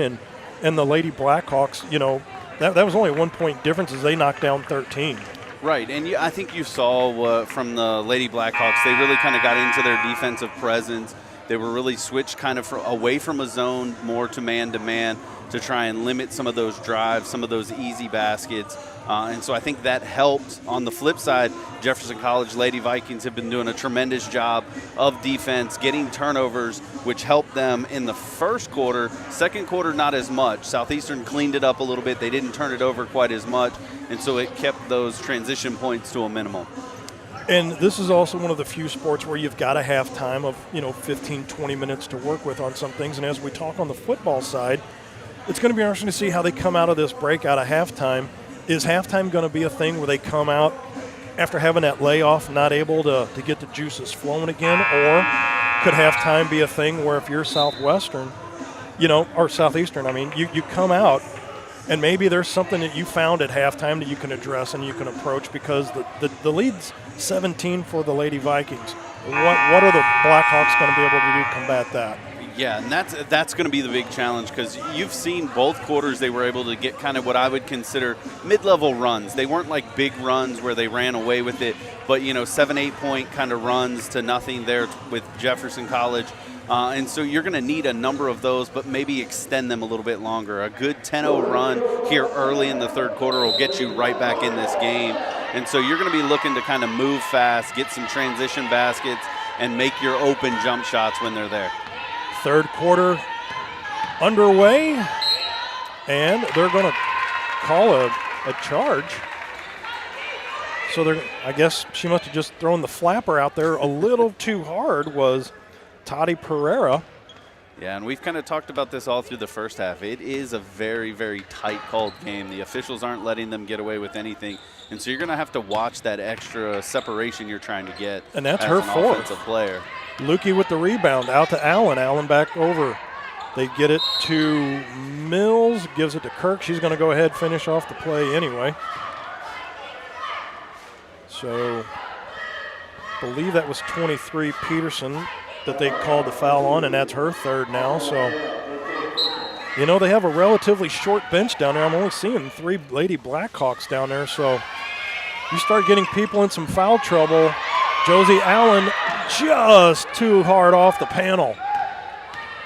Underway here in the third quarter, just 35 seconds in. Yeah, and you talk about the short bench, too. You got to think about conditioning early in the season as well. These players are going to get tired towards the end of the game, and so you're going to need that bench help. And so if you get in foul trouble, it's going to be a very, very challenging end of the game if you're Southeastern. Maes over to Peterson. Lucas going to kick it back out to Peterson. Peterson was going to try to drive on Lukey. Shot clock goes off, but does get the 2 points. Is Lucas. After 5 in the first half, they're saying Kirk stepped on the baseline when she threw the ball in. So that is now going to be an unforced turnover now. Lady Blackhawks get a free possession essentially now. So setting up shop will be Maes. Down low to Lucas. Lucas bounce pass to Peterson. That was almost picked off. And now a reach in. What are they going to call? They're going to call a jump ball. And possession arrow will go to Jefferson as they're now going left to right. If you're following us on the Mixler app through the TKDS Sports app, YouTube, Facebook, X, we're on there as well. Thank you to everybody. Do that liking and subscribing to Livestream STL.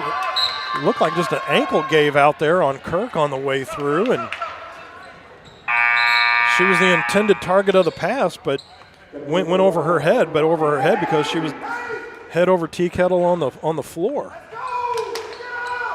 8:32 left to go in quarter number 3, and it is a 44-29, so a 15-point lead for the Lady Vikings. Down low, underneath. Once again, tried to throw it up underneath. Did Princess eBay, but she was fouled nonetheless and is going to go to the line to try to deposit him through from the charity stripe. And so far, you know, kind of what you want to happen if you're Southeastern coming out of the half. You really kind of lock down on defense a little bit. You've gotten some easy baskets, obviously free throws being the easiest, but you've got to knock those down if you're going to climb back into this game. And eBay misses the first one. Was a chance to cut it to 14, and it is now 44-30. eBay's second point now has come on another free throw. So there's Felton. Felton over to Mills. Mills. They called her with the charge on that. Okay. I don't know about that one. I'm kind of with you on that, Matt. It looked like that's number one. Right, she was in the box or in the half circle down there underneath one. Your feet cannot be on those lines. You've got to completely be outside. So I think that was just a miss. Should have been a blocking call, and Lady Vikings at the free throw line. Little press being put on. They turn it over. Allen, spin move out to Mills. She goes off the square and in. Welcome to the score sheet, Kenise Mills, her first 2 of the game. Now a little man-on-man press being put on here, and they're going to, now that the Lady Vikings have put a little pressure on, Blackhawks have turned the ball over again now. They called for a travel. So that is going to be a throw-in by Kirk. And yeah, I like the call by Coach Walker here just to kind of get some pressure, maybe get some energy back in your team as they came out a little bit struggling. Kirk at the charity stripe, kicks it back out. Mills for 3, off. Lukey was going to reach in there, tried it again, said no, cooler heads need to prevail on that one. Is able to come back, poke the ball away from Peterson, but Peterson gets it over to Green for 3. Off the back iron, up comes Josie Mills. Mills, 2-on-1, off the square, in. Josie Allen give her 5 on the day. Little pressure being put on now by the Lady Vikings have made the Blackhawks a little uneasy in their own skin, back in their own end of the court. Felton picks the pocket of Green. She got caught looking. Back over to Allen. Allen, you can hear Coach Walker down there wanting to pick up the pace and the tempo. Allen off the far side. Lukey goes up for the rebound. Taken by eBay. eBay gives it over to Lucas, over to Peterson. Blackhawks looking to slow the pace down a little bit. Not liking the track meet they're involved with at the moment. 20 on the shot clock. The lead's 18. Goes off the foot of Peterson. She's able to get it back. Back on Felton. Felton. Now they go out to Green. Was tipped by Josie Allen on the way by. That was Carlisa Mitchell once again. They kick it back to Green. Lukey grabs the rebound. Over to Felton, and back up come the Vikings. Mitchell, 1-on-1. Misses it off the panel. Kirk grabs the rebound. Comes up short. Rebound taken by Lucas. That was an easy bucket. Should have been made not once but twice. Lucas on Lukey. Drives through the paint, goes up. Oh, offensive charge. Nice job by Lukey to set the feet. Yeah, and Lukey's kind of been that unsung hero. She's not shown up on the point sheet so far, but her rebounding, she's got to be close to double digits on the rebound, and what she's providing on the defensive side of the ball has been huge to spark some of these quick transition baskets and easy scores by the Lady Vikings. Could not agree more. Mitchell over to Josie. Josie Allen. Back over to Mitchell, down low to Kirk. Simple touches all the way back across court. Felton going up to shoot, so she was able to get the shot off, so that will be another foul on Maïs. That's her second, one of the few that aren't really in foul trouble for the Blackhawks, but that is going to send Felton to the line as she was in the act of shooting. With 5:53 left to go in quarter number 3, puts that one right through the bottom from Warner Robins, Georgia. 5'8" sophomore. Couple spins of the ball and up and through. Wow. I mean, didn't even hit the net either. Just beautiful back rim and straight down. Just I mean, that was so clean. I thought it was an air ball for like a split second. 50-30. The lead is now opened up to 20 for the Lady Vikings. And you saw the change once Coach Walker decided to put some full court pressure on. It's really kind of gotten the Lady Vikings back into just some easy transition baskets off of turnovers. Turnover, Mitchell over to Allen on the 2-on-1. She puts it through. Josie Allen, give her 2 more, make it 52-30, 22-point lead. And a smart move by Coach Walker. There's another pickoff by Felton. Dish down low, Kirk off the square and in to Kayla Kirk. Give her 14 on the afternoon. That was just a simple turnover, as that was the feet of Maiz just going out from underneath her. Yeah. And with 5:15 left to go, there's a timeout taken. I was just getting ready to say. By Coach Chevis. Right, you've got to call a timeout here. And we're going to take a timeout as well with 5:15. This is Lady Vikings basketball live stream STL.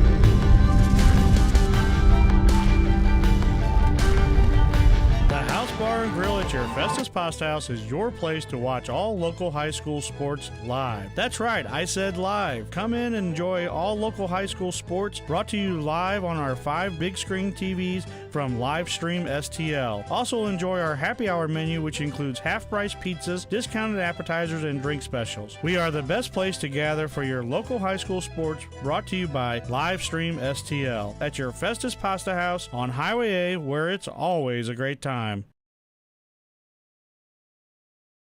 Back here at Jefferson College, the Joe Ellen Stringer Court. Matt Bates, Brian Keplinger with you. And during the timeout here, we were just talking.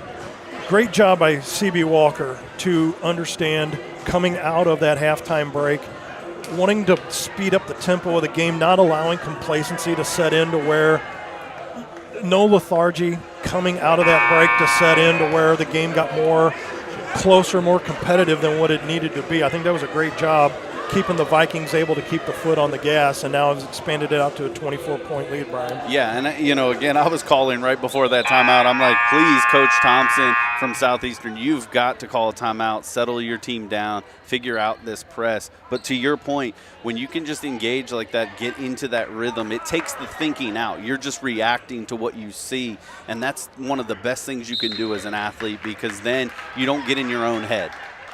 Because really, there's 2 dynamics of that, like in your little coaching philosophy box here, where, you can get into a track meet with someone and the buckets aren't falling in. You get into that track meet and you're putting the points up off of it, and it almost seems to be that's what the comfort zone is for the Lady Vikings, to that point of they're just going up and down the court, making the passes, putting the buckets in, and not really having to think about it.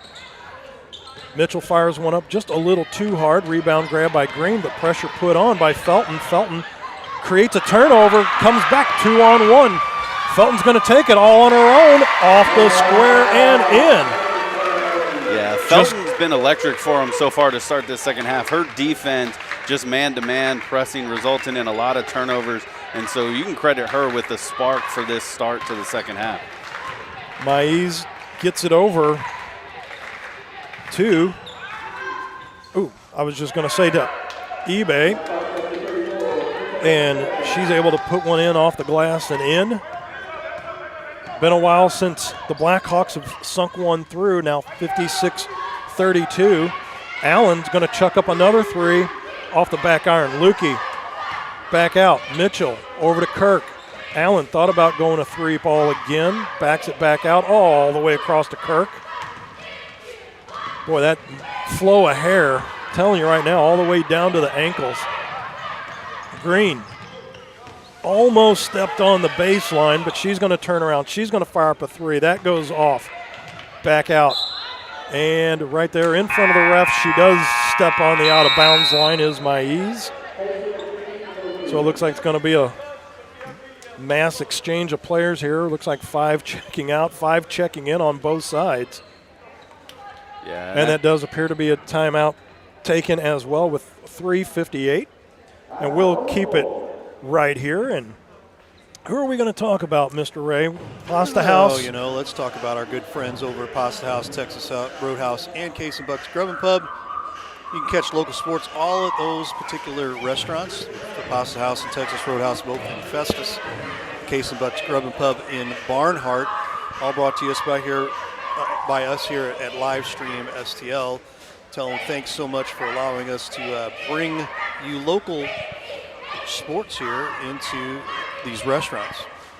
And Mr. Ray, while we have the timeout and we've got you on the microphone, your thoughts so far as Brian and I have been spelling out the way the game has flowed, but what have you seen on your end as you've been navigating the knobs and the dials over there? I've been navigating an amazing amount of pressure both at the beginning of both the first and the third period here. And that has led to so many turnovers and just easy buckets for the Lady Vikings. So kudos to Coach Walker coming out there and start with the pressure right away. 3:58 left to go, quarter number 3. 3 plus 5 is 8, and this extended break. And again, what a job by Burris coming off the bench and Bennett. I mean, those two alone, they've added up to 16.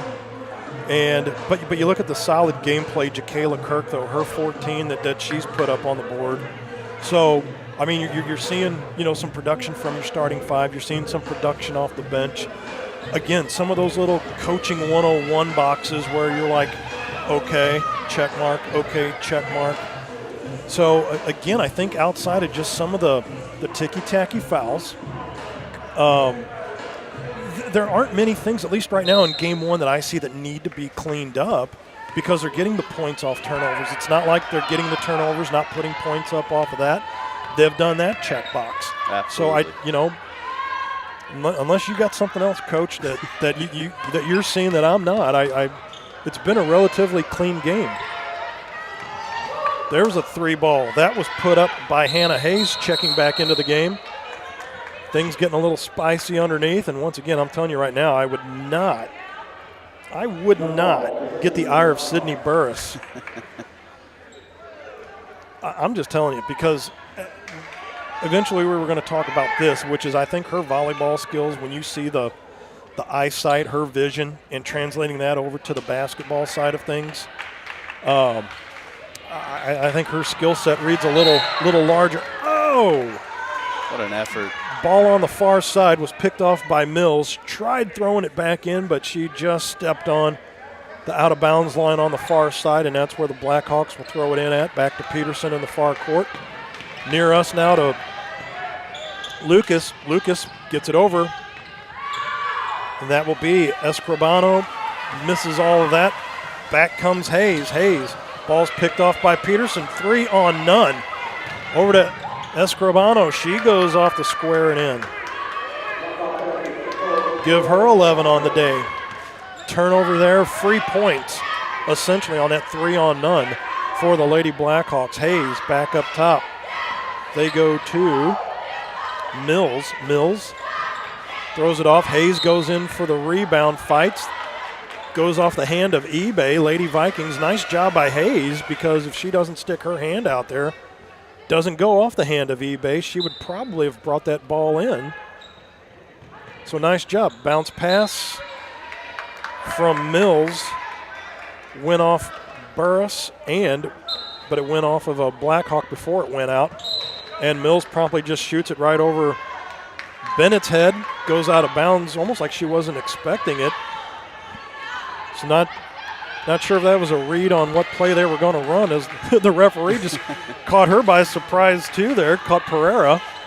So everyone just finally getting back on the same page here right now. Here's Lucas. Kicks it out to Pereira. Pereira over to Peterson. So now random whistle. Yeah. Okay, so they're fixing the shot clock. Okay, because I was like, there's no 20 on either team, and so okay, so the shot clock goes back to 20. Resetting it, but to kind of get back to your point, you were talking about Sydney Burris there playing volleyball and just having great awareness on the court.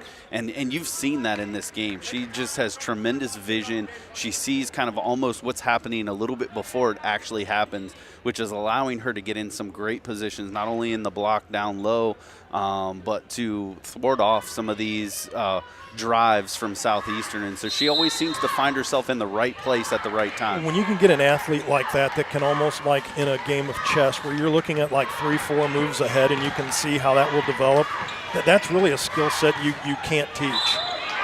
You're right on there. And you know, being able to be on the court, especially coming off the bench in a game like this, to have a player like that with that type of basketball IQ, or really athletic IQ is really what we're talking about, just creates a depth on your team that most teams you're going to play against don't have. Second foul on Burris. To the line will go Escribano. That is Victoria Escribano. And she'll drop that one clean and through. Have her at 12 today, has almost a third of the points. Whoop. Add another one to that as she knocks another one through. So 13 on the day for Escribano. Hayes tried to force one a little too hard in the middle of 3 Blackhawks. Around the back goes Peterson. Look at that skill set. Tried a little Jordan move underneath the glass, but a little put back in by eBay. 5 on the day, 4 in this half alone for her, with just a tick over 2 minutes left to go in quarter number 3. And no look for Burris. That does just enough mustard to get that one to drop through. 58-38, still a 20-point lead. Press put on. Burris almost created a turnover there. eBay bangs that one off the rim and in. Couple quick buckets for Princess eBay. Now we have 92 seconds left to go in quarter number 3. There's a quick pass down to Bennett. Bennett over to Burris. Kick it back out to Mitchell for 3. And that is a rebound taken by Escribano. She navigates her way through traffic, pulls up shop, being guarded by Hayes. Hayes sticks her hand in there. Going to get her with a little foul. That'll be her second. Seems like a little bit of a frustration foul just a couple plays ago. She was kind of credited with a turnover there. Just an ill-advised pass, trying to force something in there, and you can see the frustration on her face kind of still sitting in. Escribano, spin move 1-on-3. She's going to get that to fall in, the bucket and the bruise. And don't look now, Mr. Bryan, but it's 58-42 all of a sudden. They've trimmed it from 20 now down to 16. Yeah, and this is kind of what they've done all game. Each quarter they've kind of gone on these runs. They've just got to clean it up, maybe extend this run a little bit longer, because they're still kind of on that edge. So they need to find, maybe 6 to 8 more points here before the half, which is going to be daunting with a minute left. And that is Kenise Mills back over to Hayes. Hayes over to Burris. Went to look down low. Bennett finally got there, but they're going to go all the way back out to Mitchell for 3. A little too hard on that one. Burris gets the rebound, 1-on-3. Tried a little shuffle pass through the middle. That goes nowhere. Hayes trying to reach in on Peterson on the way by. Tries it again. No dice. Peterson took her eyes off the ball. That's Cornell. Steps on the line right in front of us. Almost a nice cherry pick right there by Alicia Cornell. Just tremendous battle for that ball right there from Cornell. Really fighting hard. Unfortunately, just stepping on the line as she went to save that one. So another mass exodus. 5 will check out, 5 will check in. As CB Walker's got that luxury with a complete bench over there. And that is 30 seconds left to go, as you can hear him down low. Open look, down low, but feeds the ball right into the breadbasket. Here comes Felton. Felton right off the panel, and in she goes. Final 14 seconds and counting. Now it's 60-43, 17-point lead. Turnover. Goes off the square. Kirk going to grab the rebound.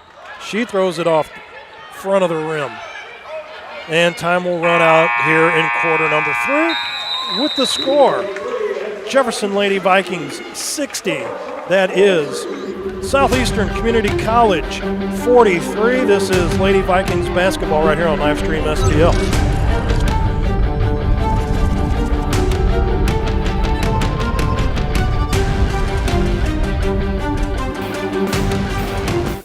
Hey, y'all, it's Jeff from Case and Bucks. Thanks for watching the games today.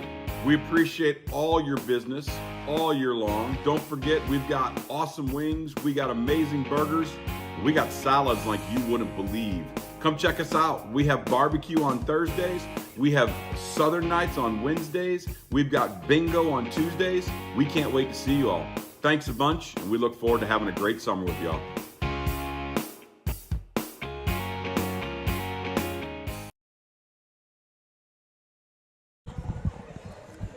Matt Bates, Brian Kaplinger, and producer Ray Hallbrook in the house here today.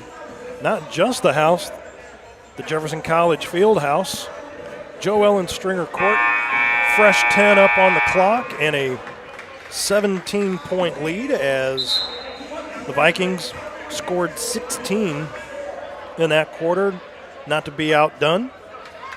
Blackhawks, they knocked down 16 in that quarter themselves, so ever since that first quarter when the Lady Vikings threw up that 30-14 score, that's essentially the nuts and bolts as to where everything's at, because in the second quarter, it was 14-13, now 16-16. So I dare say that the Blackhawks, after that first quarter, have settled down, felt some things out because they're playing even ball, but they just have to figure out how to cut into this deficit that the Lady Vikings created all the way back in the first quarter. Right, and I think the biggest going to turnaround for that is going to be get defensive rebounds, get in transition to keep Jefferson from getting in that full court press, because that has given them trouble all afternoon. Peterson knocked another bucket down, and that's a 3-ball from Josie Allen. Says, I will see you and raise you one. 30 seconds into quarter number 4. Blackhawks knocked down a bucket. Josie Allen knocks down a 3. So just as you tried to chunk away at it, Josie matches the bucket and adds another one on top of it. There's a bucket by Peterson. Josie Allen with the ball. Over to Mitchell, back to Allen. They'll kick it out to Felton. Felton down low to Kirk. Kirk being guarded 2-on-1. Back out to Felton. Soft touch all the way up off the top. Lukey went to dive in for the offensive rebound. Peterson's going to come out with it. Back up she comes. Felton says, I'll pick your pocket. Come right back. 1-on-3. Goes in. Little lean in on the way through, and it should be going to the line to shoot 2 with 8:46 left to go into the contest. Yeah, just a great job by Felton. One, with the strip, turning it around, and then creating contact to the basket to force the officials to make that call and get some free throws here. 4th on Peterson. That will send Felton to the line. Have her with 10 on the day. After having only 4 in the first half alone, she's knocked down 6. Bangs that one right off the front of the rim. Going to have to step back and take a peek at that. And call me crazy, but she's the only one in the box for Jefferson College. There is nobody for the rebound except for Felton to try to get her own, and don't really understand that one, as you basically, if you missed that, you just gave the Blackhawks a free rebound and possession of the ball. I'm with you on that call. It seemed just kind of either you got a lot of faith that she's going to knock those down, and unfortunately she didn't, or I'm not real sure what you're thinking. I get it on the first one. Right. Because if you were shooting like a 1-and-1, I mean the first end of the 2, you know, because you're not shooting a 1-and-1. But on that second one, a little more help, just right. a little more. Right. You never know when you're going to get one of those long rebounds, those quick bounces off the rim that go right to, these other players that are in the box. And like you said, really with that, there's no hope for Felton to really get through 4 other players to get that rebound. Until you can show me somebody at any level that has actually shot 100% for an entire year. Where I would say, you know what, Brian's got this. Hey, everybody just back off, because he's never missed a free throw in his life. Right. I mean, we say it all the time, even the basketball coverage that we do, whether it's high school, whether it's collegiate, whether it's the ABA Professional League, because the game can just change. You get that last free throw, I mean, you could kick it out for a three, and all of a sudden it's a completely different game. You're right on. As opposed to just giving the Blackhawks a free ball. Here's Allen for three, just a little too hard. Burris down to Felton, puts the ball on the floor. Look at Burris fighting for that. Up they go. And I'm telling you right now, Burris wanted none of that. Do not reach in on me. And Burris explaining to Josie Allen, the freshman, and did you see the eyes? That's right. Very intense. Look, you got to go after these. Burris, one of the leaders on this team. But once again, even as a teammate, I would still not want to poke her with a stick. Bounce pass to Escribano. Tried it from 20 feet out. Says nothing on that one. Burris all the way down to Kirk. Kirk 1-on-3, and they're going to get her with a travel down low under the bucket. Yeah, a lot of contact there on the pump fake initially, which I think forced her to take that extra step. I was a little surprised at the no call. That's a turnover there. You can just see Coach Walker. I mean, when you're 2 feet under the basket and you still figure out a way to make a travel instead of just go straight up with the ball to the. Again, you just create an easy turnover and you create an easy way to not have to work to get the possession of the ball back on your end. And 7:40 left to go in this one. 63-47, a 16-point lead. Here's Peterson. Far side, back up top for three. Escribano pulls it back down. Kirk pulls that. Lukey back up to Kirk. Thought about going to Felton. Does. Travel once again. No. They're going to call the reach in there on number 23 for Southeastern. I really thought the way she put the brakes on, that's what they were going to call once again. Because, again, another play she just could have gone straight to the box on. And sometimes you try putting the brakes on that train too quickly, create more of a problem than you initially intended to. I mean, I get it. Great idea to go to Felton on that. Right. But you just put the deposit into the bank and be done with it. There's Kirk for three, misses that. Burris outruns everybody to get to the ball. Thought about going to Felton and had Escribano trying to read that play. Thought better of it. Kirk goes down and she just airmails one straight through everybody. So once again, another unforced turnover. All of a sudden, thinking Coach Walker might need to take a timeout just to reset the mates on the ship here, just to get it to sail properly and keep everything afloat. Yeah, I'm not sure kind of what's going on. Maybe, again, we're talking this is a season opener. Maybe your legs just aren't under you as well as you'd like at this point in the season. Looked like a travel right there, and it is. Yes. So thank you, Maiz, for the turnover right back. As I say, those basketball gods giveth and taketh away. They are an unruly sort. So here comes Josie Allen back up the court. Floating, looks like a floating zone that they're running. Yeah, it looks, again, just the way the pace of the game has been going, maybe just for them to try and create some opportunities to get in the passing lanes. Lucia Lukey.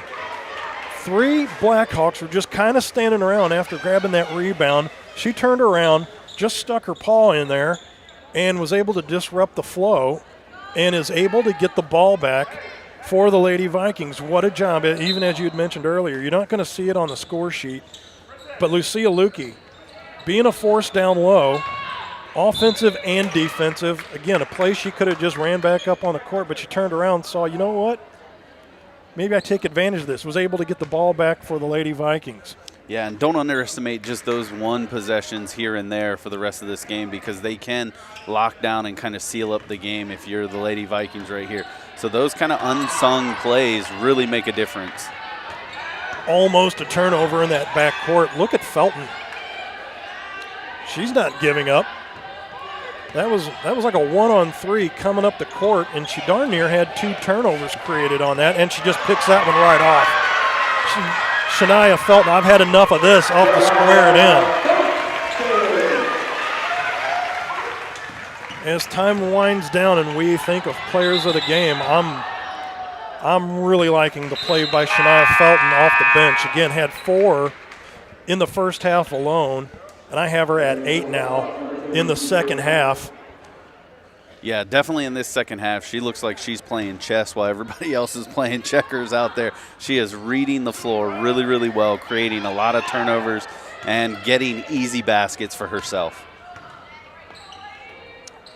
Yeah, when you can create easy baskets for yourself, that really does make life a lot easier. Here's Kirk, has players all over her. One's down in between her legs. But when you pick the ball up off the floor, though, you don't have to worry about people fighting for the ball down on the floor with you. Yeah, so usually you want to keep it up high around your chest to avoid some of that people reaching in and all that. Could have got tangled up in that web of hair hanging down there as well, too. Might have gotten lost in that just off the fingertip of Kirk. And that will be Blackhawk basketball. 5:37 left to go in this one, 65-47, so an 18-point lead still. Again, Lady Vikings, after that first quarter, 30-14, have still been able to keep that 16, 18-point distance between them and the Blackhawks. Kirk, now near us, fed it straight back to Allen. Allen hit a rough spot on the floor here. That her shoes were just a little too squeaky as that went off the tip of her foot and out. Yeah, and this is going to be a big, 2-3 minutes here by the Southeastern. If they're going to get back in this game, they've got to go on a run now. They cannot delay this any longer, or you're going to find yourself trailing with not enough time left in the game. Escribano goes off the square. Burris grabs that rebound back up to Felton, comes down one-on-one against Green. 1, 2, and in.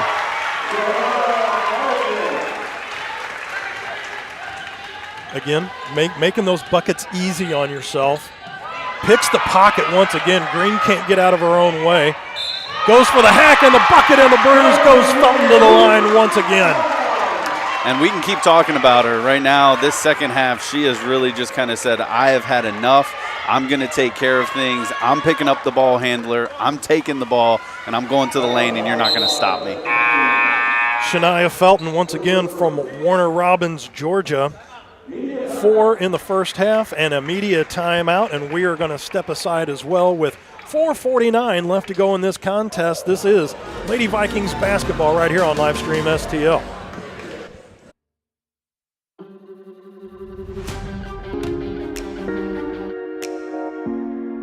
The Breeze Dental Care Team consists of dedicated individuals who are caring, kind, and friendly. Our staff is here to ensure a pleasant experience during your visit to our office. Our team includes experienced and energetic people whose goal it is to communicate well with our patients and provide the best care possible. Providing preventative, restorative, and cosmetic care. Schedule a visit by calling 636-937-3030 or find us on the web at breezedentalcare.com.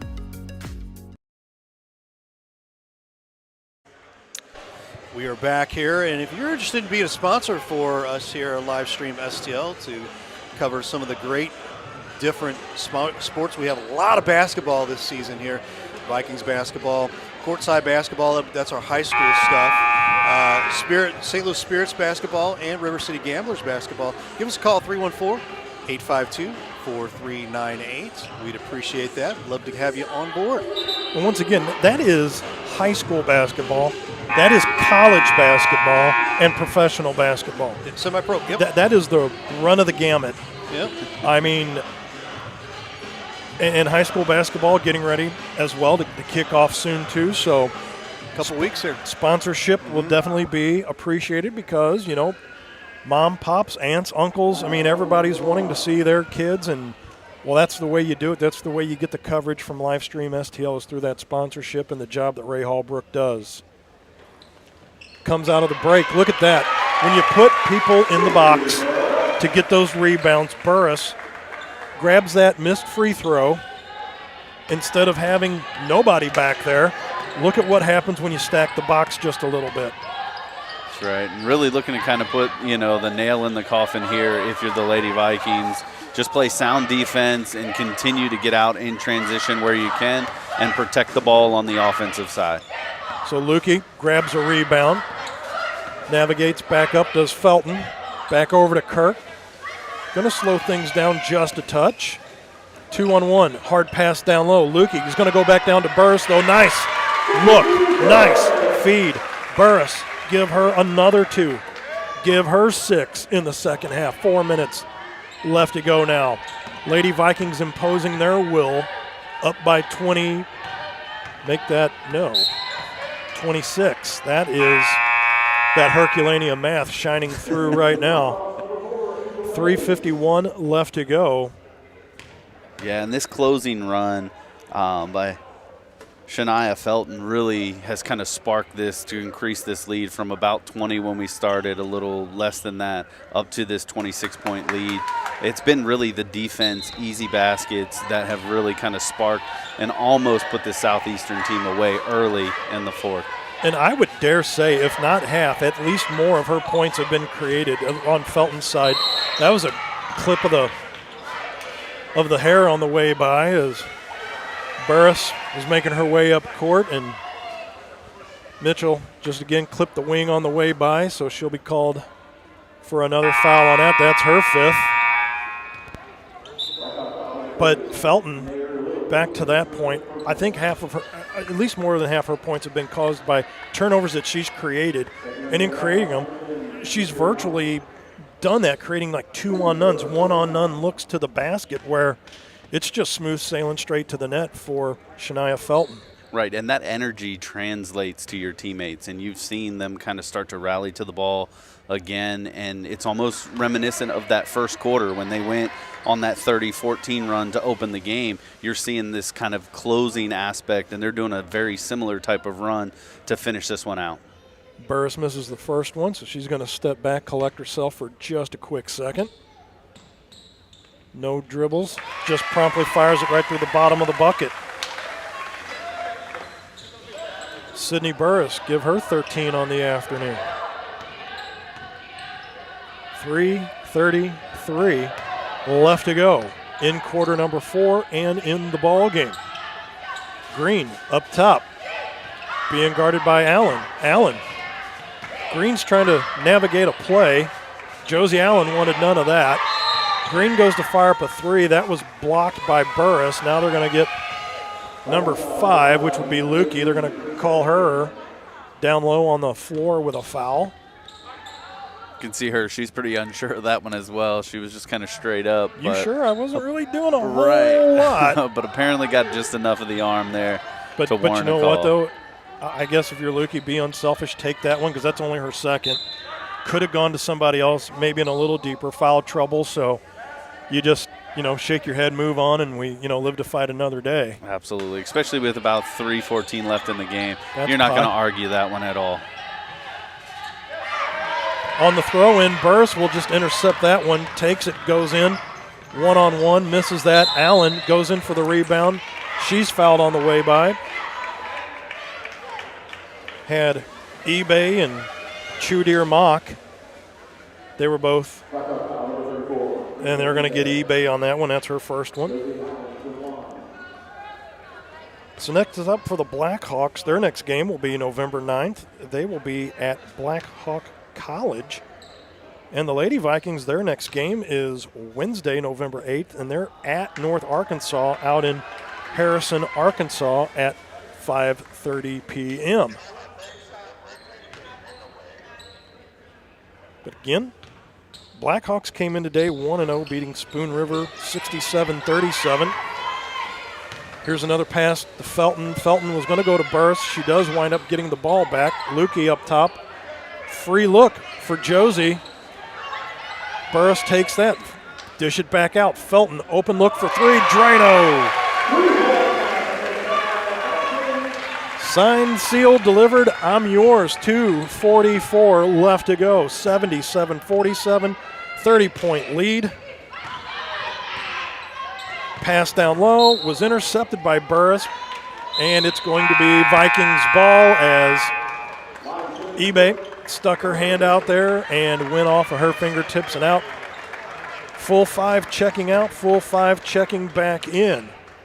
So that'll be Bennett, one of them, along with Kenise Mills. And on the far side of the court, Carlissa Mitchell. And that will be Eppeldeggy, the big down low, wearing 3-2. Carlissa up for 3. That rolls in and out. Eppeldeggy gets it down low. Back out. Goes off. Cornell went to shoot. Went off a hand and out. See what hand. The mystery hand must have gone off a Blackhawk then.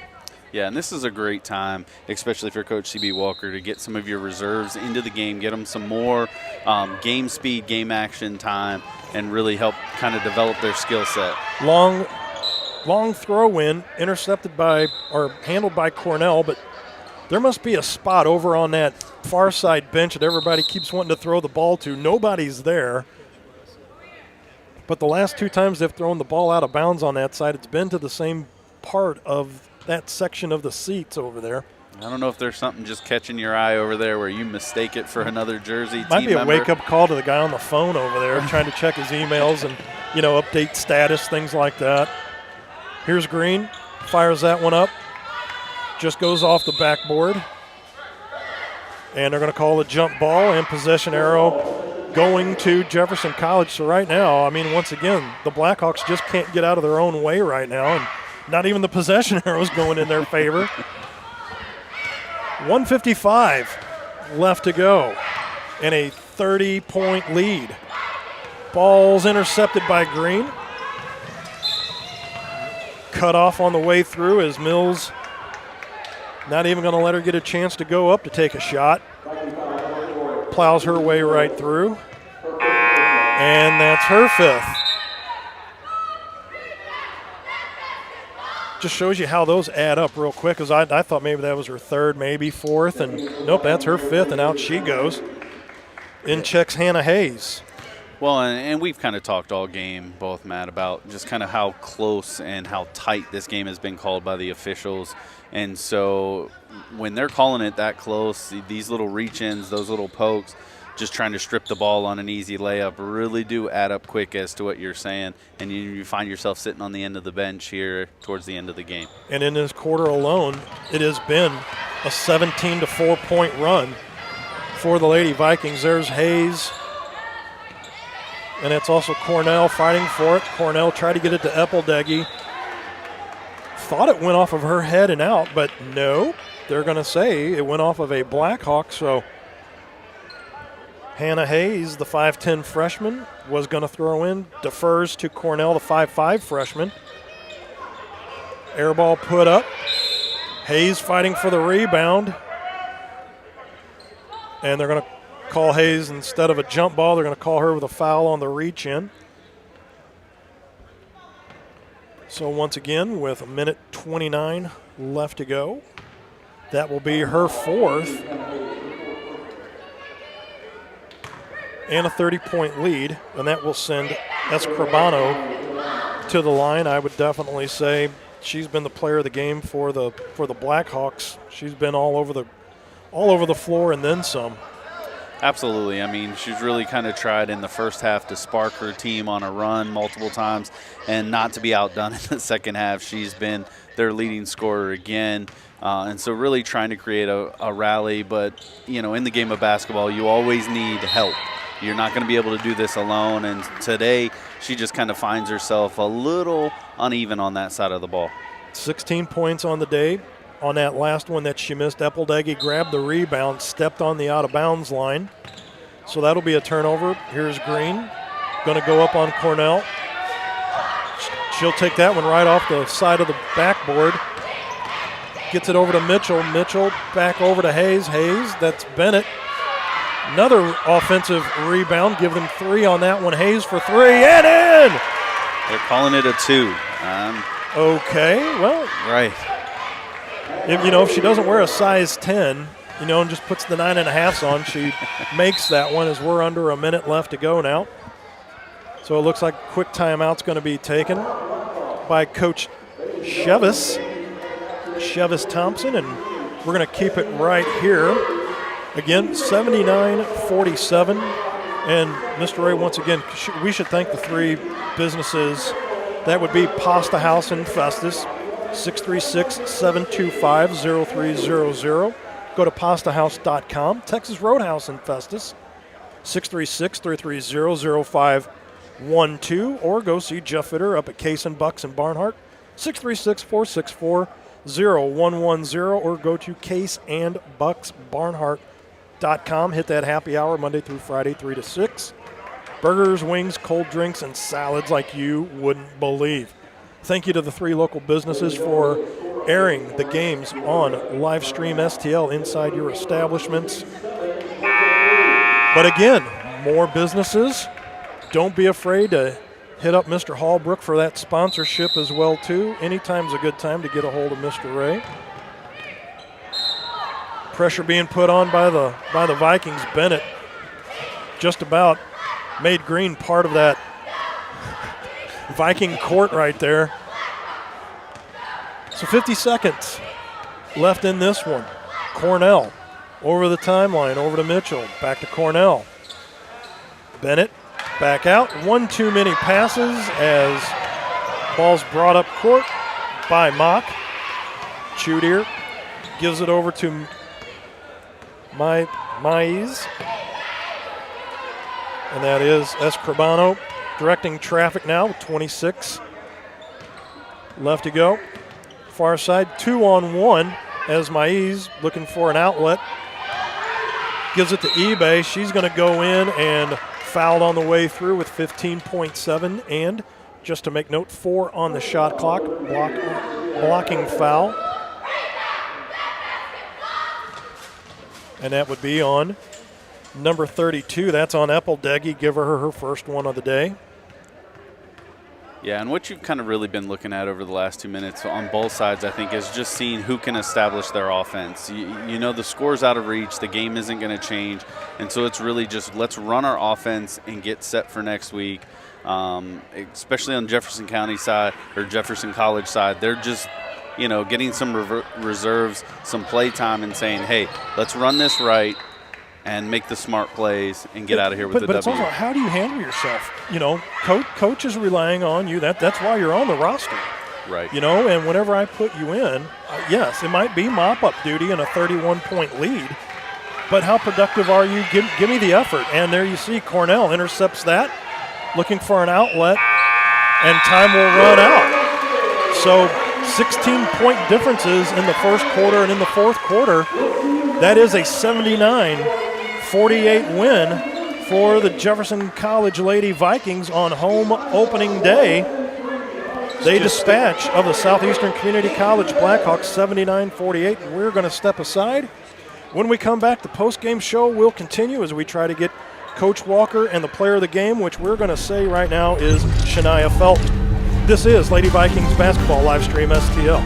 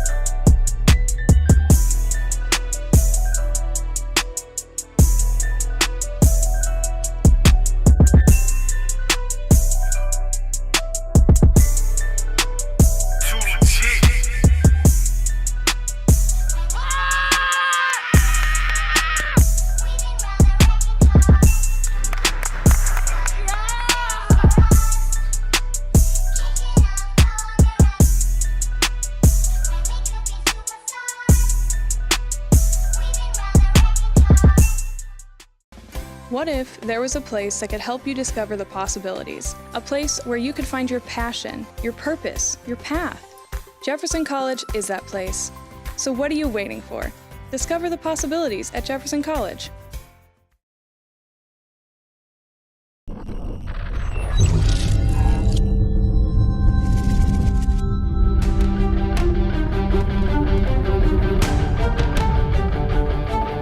Shania Felton coming in, had 4 points in the first half. Modest day at the office coming off the bench, but finished off the day with 19. And as we were talking about during the broadcast, it seemed like all your points were on turnovers that you alone created, creating easy layups to the bucket. Talk about your gameplay today. My gameplay today was basically I'm a defensive player, so I tried to just like get my team involved with a lot of things, and just being that person that can bring us all together, and being that person that can build the hype around us. And I feel like I did my job today, as in just by playing defense and also looking for my teammates. Bit of a pest out there. Is that your style of gameplay, just getting in everybody's back pocket? Yes, that's my style of play every time. Shania, thank you for the time today. Go be with your teammates. 19 points off the bench today. Great job by Shania. Well, you bring in Coach C.B. Walker here, and Coach, thoughts about our player of the game selection today? It was good. I felt like Dooley played well. We got some stuff that we need to clean up, but we know our intensity on defense is going to be there almost every night. It was well deserved. Well deserved. When you see some of the play, some of the action in practice, you kind of see some sparks, maybe this player. But when you saw it put out on the floor today, what was your thoughts about what you saw as a collective team effort in game one? Overall, I knew we were going to be bigger. In some groups, we got to be able to play inside out. We had some selfish plays, but overall, man, they played well. We came out with a win, and I felt it definitely could start with our defense. And as we were talking during the broadcast, Brian and I, we were going over some of those just coaching one-on-one check boxes that, outside of a couple of sloppy turnovers, but all the other things, though, the points off turnovers, creating turnovers, points at the charity stripe, all those little things, something you wouldn't expect to see click right away in a game one game to get off the season.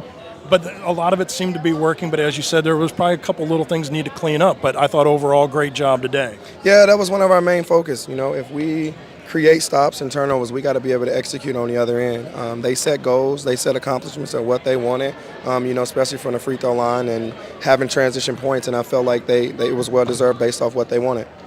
Thank you for the time, Coach. I'll let you go be with the team, and we will see you again down the road. This is Coach C.B. Walker with Matt Bates for Livestream STL's coverage of Vikings basketball. Thank you, Matthew. And as I don't know what's going on with my microphone, but it's not working very well. There it is. Okay, let's bring it back up there. Hey, great first win here for the Lady Vikings, and just from the get-go there, Brian, just an amazing amount of pressure that just led to so many easy buckets. But your thoughts there before we get out of here? Yeah, it was a great start. You saw Jefferson College got out to a 30-14 lead right there from the get-go, and it was all spurned by their pressure. Defensively, they created a number of turnovers, which led to a lot of easy baskets, a lot of free throws, which gave them the edge. In the middle of the game, you saw them. They just kind of settled into their offense. They didn't do anything spectacular, but they kept pace. And because of that, you saw just, there towards the end of the game, you were finding that Southeastern was having to press a little bit, and give a lot of credit out to Victoria Escobar. She tried to rally the troops from Southeastern, putting up a great game and a great effort, but really at the end of the day, Shania Felton just really kind of stole the show with her defensive presence, and then getting to the lane, easy baskets, which I think inspired her team on that level, and that ultimately gives you that massive win, especially here in your home opener. Absolutely. Final score 79-47 for Matt Bates, for Mr. Brian Kappinger, myself, Ray Halbrook, all of us here at Livestream STL. Thank you so much for watching Vikings basketball on Livestream STL. We will see you down the road. Thanks for watching today's broadcast. Any unauthorized use of this broadcast without the express written consent of Livestream STL is strictly prohibited.